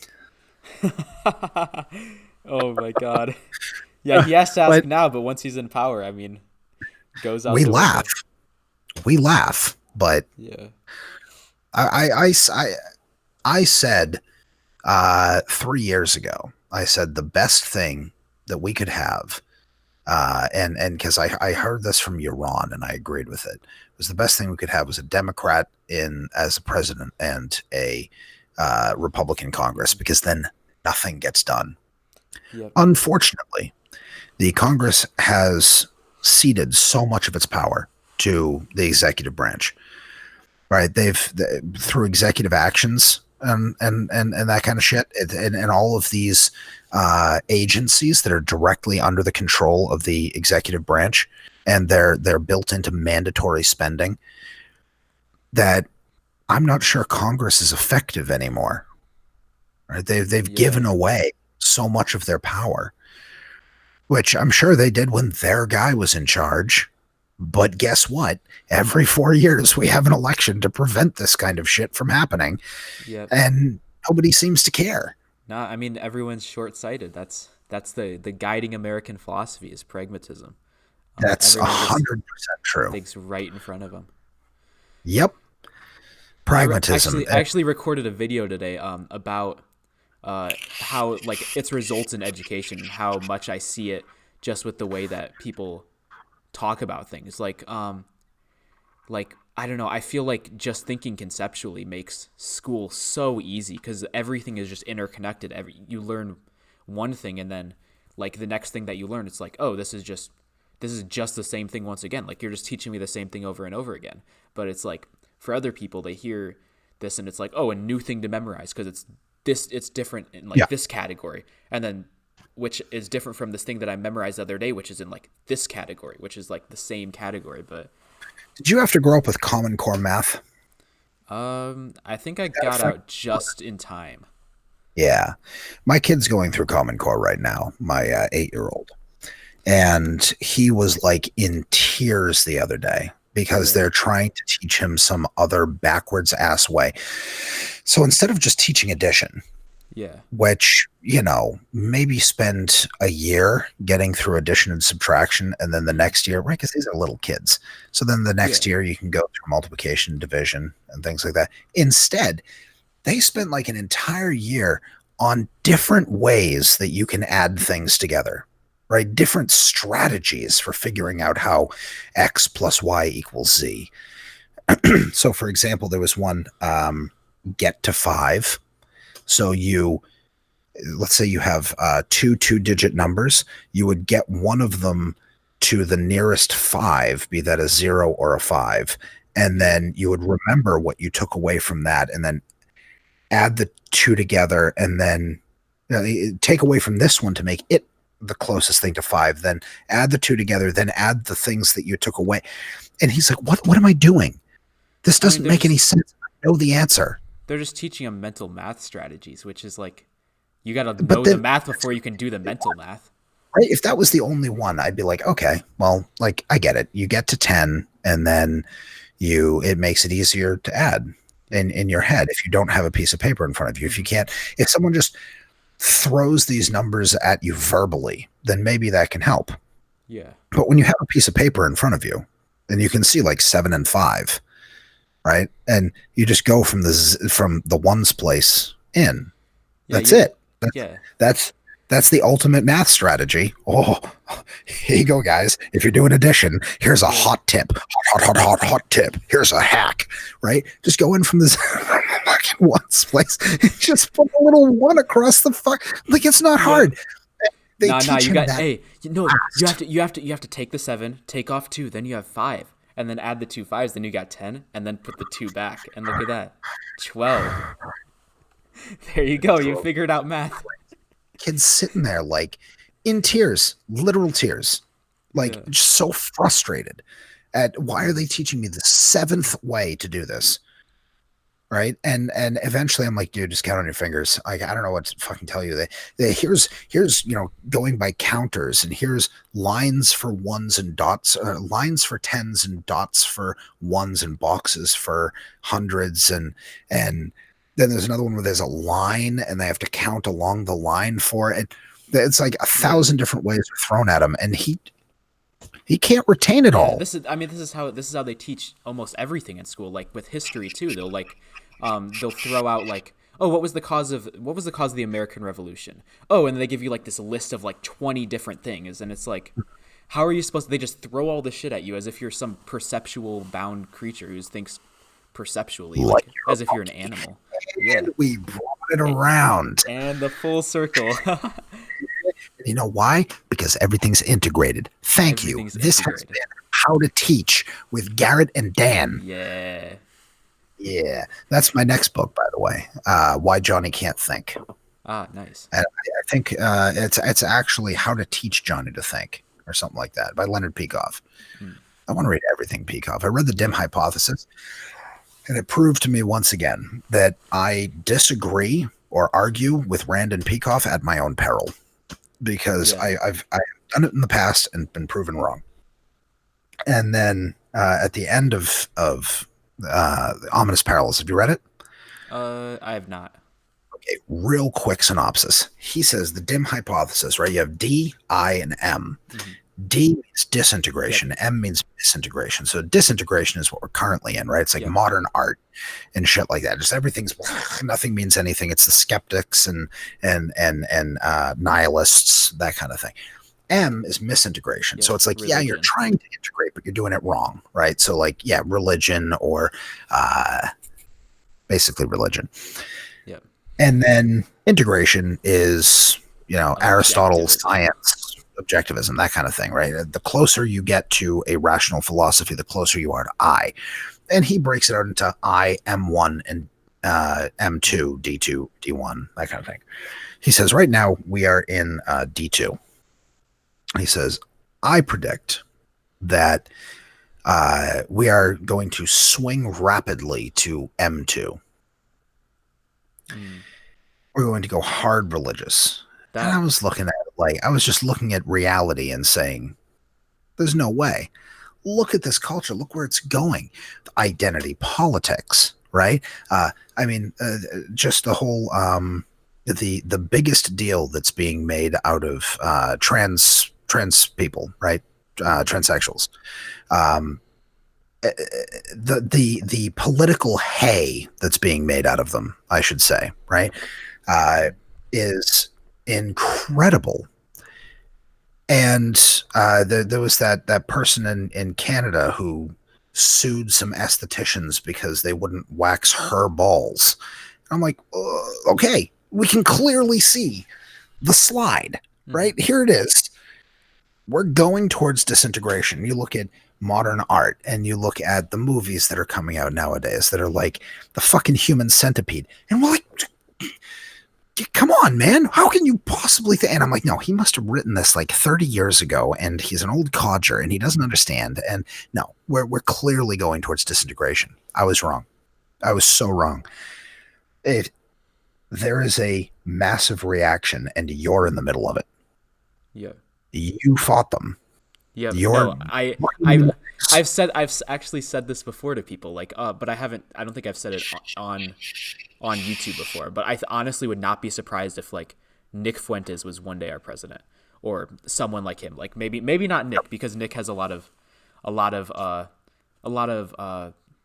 things in his closet, like a lot of bad things in his past. And I mean, I guess a lot hiding in his closet as well, you know, the whole Catboy drama, but whatever, we don't need to go into that. I don't know what that means. There's clips of him going on dates with this like Catboy dude. It's weird. It's really weird because he's like really, I mean, it's probably just like good friendship stuff. That's what it looks like. But the fact that like this dude is like clearly a degenerate person, like he wears cat ears around, and like it's the fact that Nick Fuentes is hanging out with this dude is fucking hilarious. It's hilarious. But yeah, it's a whole meme. It's so funny. But what was I I think these are the people of the future. You're fighting them right now. Yeah, it's these fucking groypers. For sure. Right? It's these, because what happens is that people can't live in a disintegrated society. You can't go through life with nothing as your guide, right? With that being the ideal, nothing. You need something to integrate around. And right now there aren't enough voices crying for reason and science. Instead, there are a ton of voices on the other side screaming about how God has a plan for us all. And that all of these people that are making you feel uncomfortable, it's actually because they're immoral. And they are the problem. They have strong principles. They have strong principles, and they're pointing to something that is a problem. A lot of the things that they're pointing to, not the immigration, of course, but like a lot of the degeneracy, as they call it, is like there's a lot of bad things in the culture with the disintegration that we've talked about. So they can point to that and say that, oh, there's these problems. Oh, and it's the fault of the immigrants and the Jews, and they can have these sort of scapegoats, and then they have like this new integrated sort of philosophy and these actual strong principles that they feel conviction for and actually hold, like religion, and they basically come with what's necessary to take the culture. Strong moral certainty. Yep. And that makes them incredibly dangerous and effective. People resonate to that. Even if they don't follow the argument, they resonate to moral certainty. Look at Greta Thunberg. Yeah. Right? When she stands up and says, how dare you? You have stolen my childhood. Right? Okay. Well, obviously, this is a 16-year-old girl from fucking Sweden who hasn't gone to enough school. Yeah. We shouldn't take her opinion seriously in a rational society. But we're not a rational society. Everybody is just begging for somebody, please. Everything doesn't make any sense. I need someone to tell me the answers. Somebody tell me how to live my life. Tell me I'm being a bad boy and I need to go do this other thing. I need to fucking recycle more and shut off my lights, right? Just to save the environment. Stop eating beef or something. Just please, somebody tell me how to live.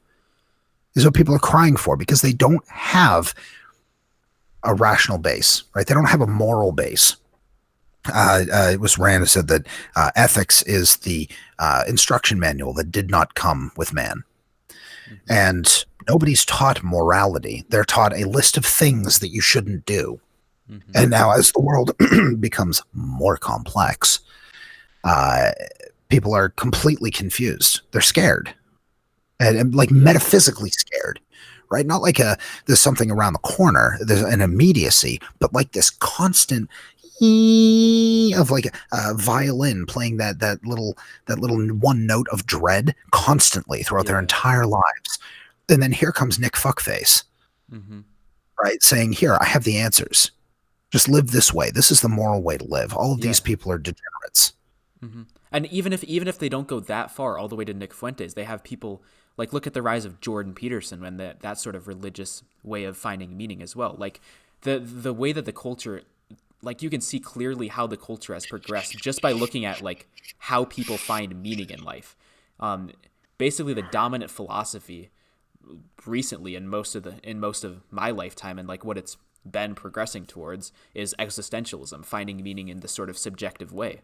But as my life goes on, I see more people like Jordan Peterson popping up, Nick Fuentes, the Groypers, all those people coming up and finding these new ways of giving meaning through religion. And that seems to be the sort of divide for how people are finding meaning: existentialism, subjectivism, or religion, intrinsicism. And what we really need is some sort of objective way of finding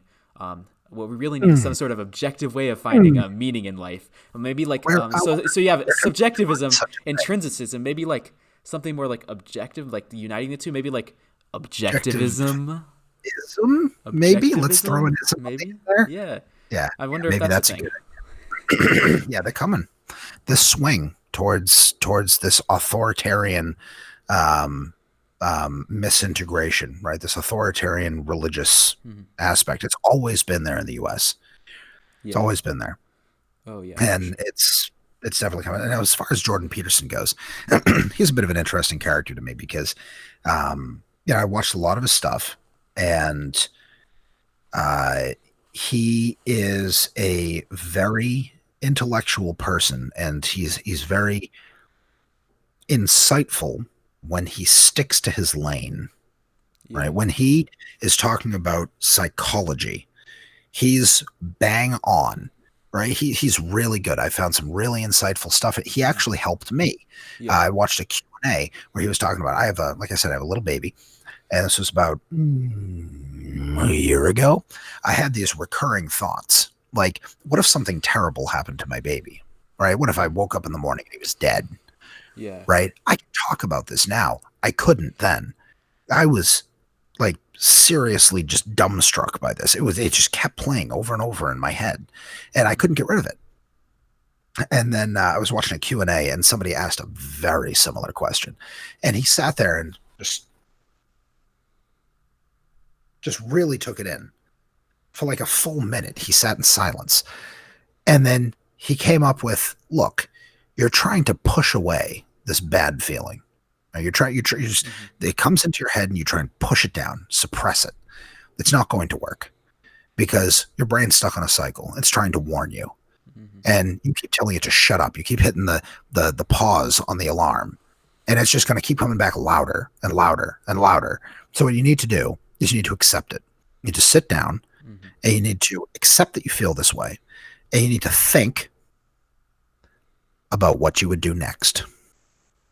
And I was like, oh, damn, bro. That's like the step I was missing. Fuck. So I sat there and I thought about what would happen next. And he was like, it's almost cruel. It's almost unthinkable, but you would survive. And so I sat there and I thought about what would I do next. I realized I have another kid. I have a wife. I have other things in my life that are also worth living for. And while this would be an incredible, just absolutely jaw-dropping, life-splitting and altering occasion, I still have things to do. Like, I still have to take care of my wife, and I would be in a fog for a while, and then I would move past it. As grotesque and disgusting as that is, I would be able to survive. And it went away. It was like freedom, right? I dealt with this for like 2 months, and then bam, I watched some asshole on YouTube, and I'm free. So when he sticks to his lane like that, he's great. Yeah. And then he spouts off about philosophy, and you're like, what did you do? Did you like audit a class in your first year 70 years ago, you old fart? Right? He makes these terrible arguments that don't make any goddamn sense. He puts way too much emphasis on stories. Yeah. And he really thinks that that's the human thing, is that we tell stories, and it goes right back to that sharing shit that we talked about earlier. He thinks that's what makes us human, is the stories we tell. And when I stopped watching him about a year ago, maybe a year and a half, well, basically right after He gave me that bit of advice. I say like he gave it to me directly.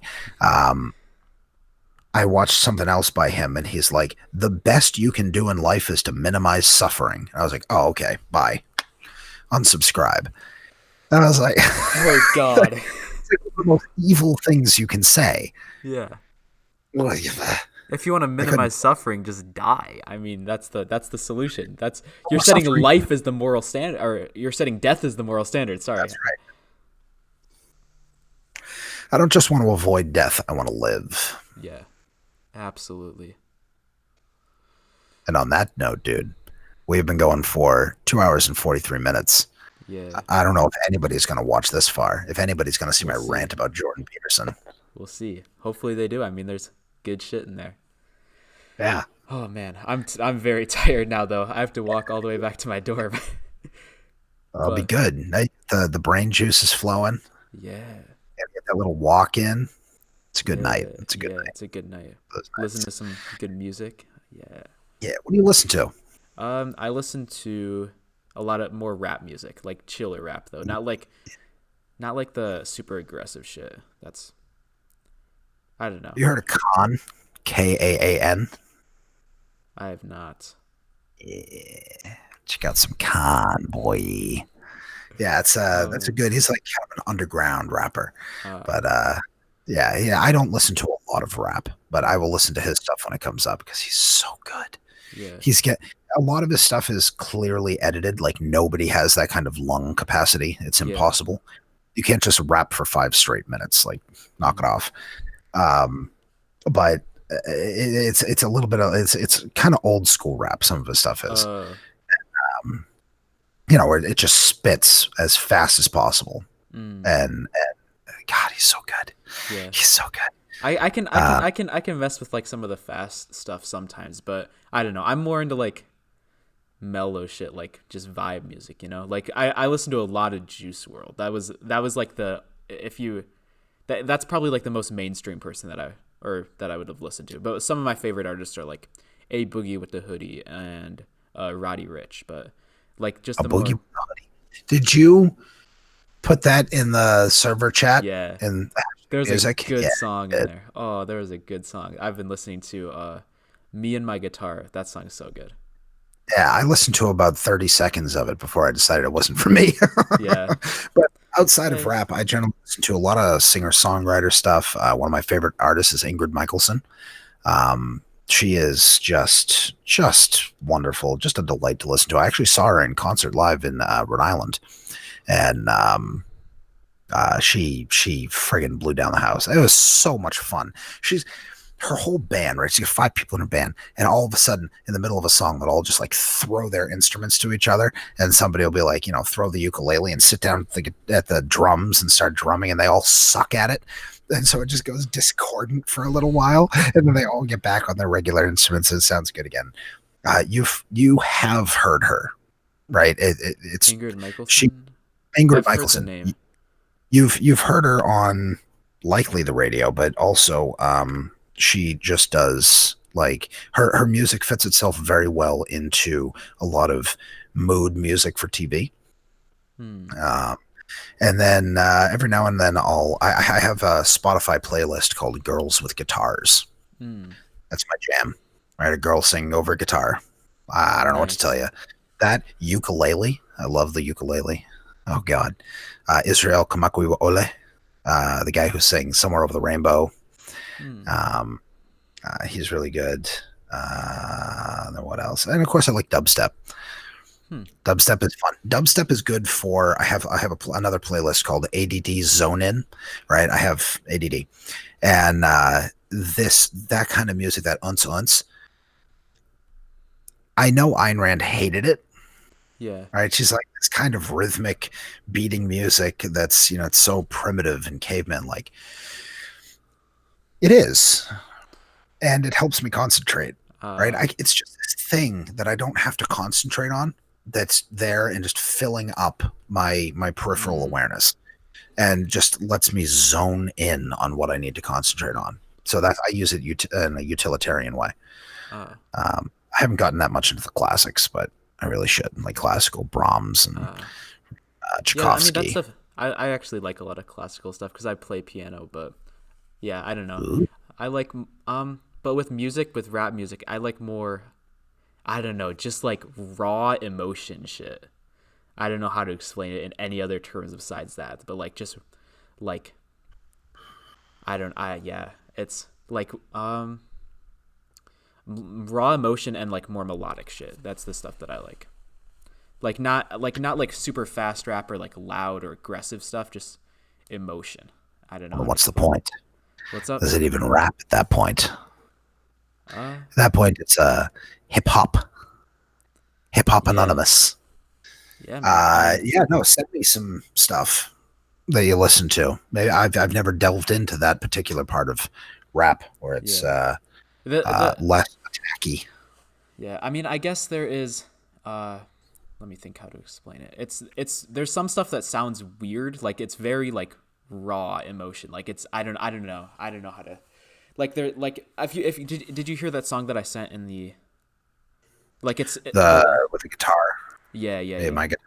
Yeah. Like What I did said, you I think of listened to that? about 30 seconds of it. Yeah, yeah, yeah. Cuz it's like the voices are weird and it's like different stuff like that. But I don't know. I just I like that kind of stuff.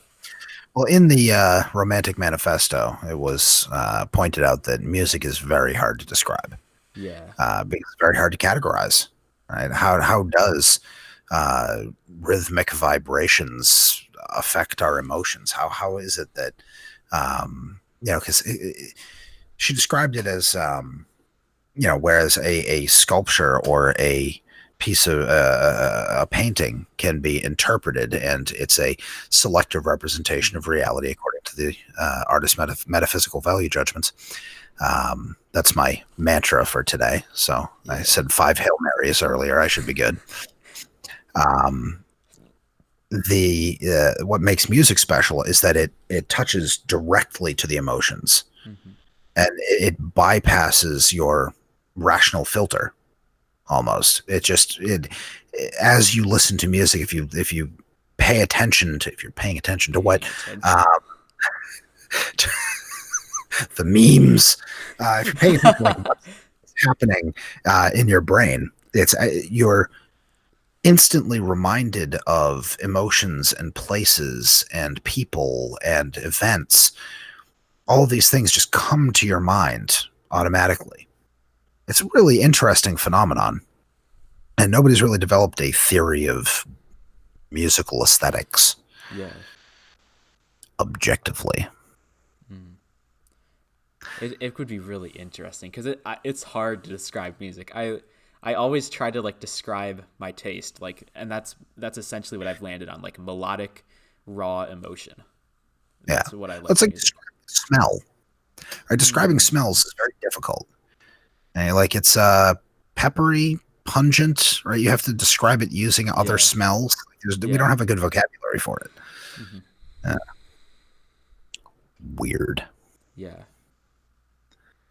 Hey Garrett, Hey, what's up? I'm gonna go to bed now. All right, post show. I guess I'll close out the video. So Pull the pin on this one, boys. yeah, Yeah, face reveal. there it is. That's me. That's the face. What The up? perfect face for radio. Hey, I That resemble hey that remark. that's the first thing that you said to me when I went. That That's the is. first thing I heard from you when you came into the voice chat because I mentioned your voice right away, and then Now when I watch your video tomorrow, I yeah, assume you're putting it up and it'll be available tomorrow. Although yeah, it's like 3 hours long at this point, it may take a while to process. you're I good. can hear how bad my Elmo voice sounds over this freaking microphone. I thought it was good. Yeah. Oh, maybe there's Yeah, some I hope mean, yet. I don't know. All right, man. It has Yeah, been an absolute pleasure talking with you. yeah, it was nice talking with you, man. I'll close out Let's the video quick. Thank you all for watching, and I hope to see you all in the next video. Peace.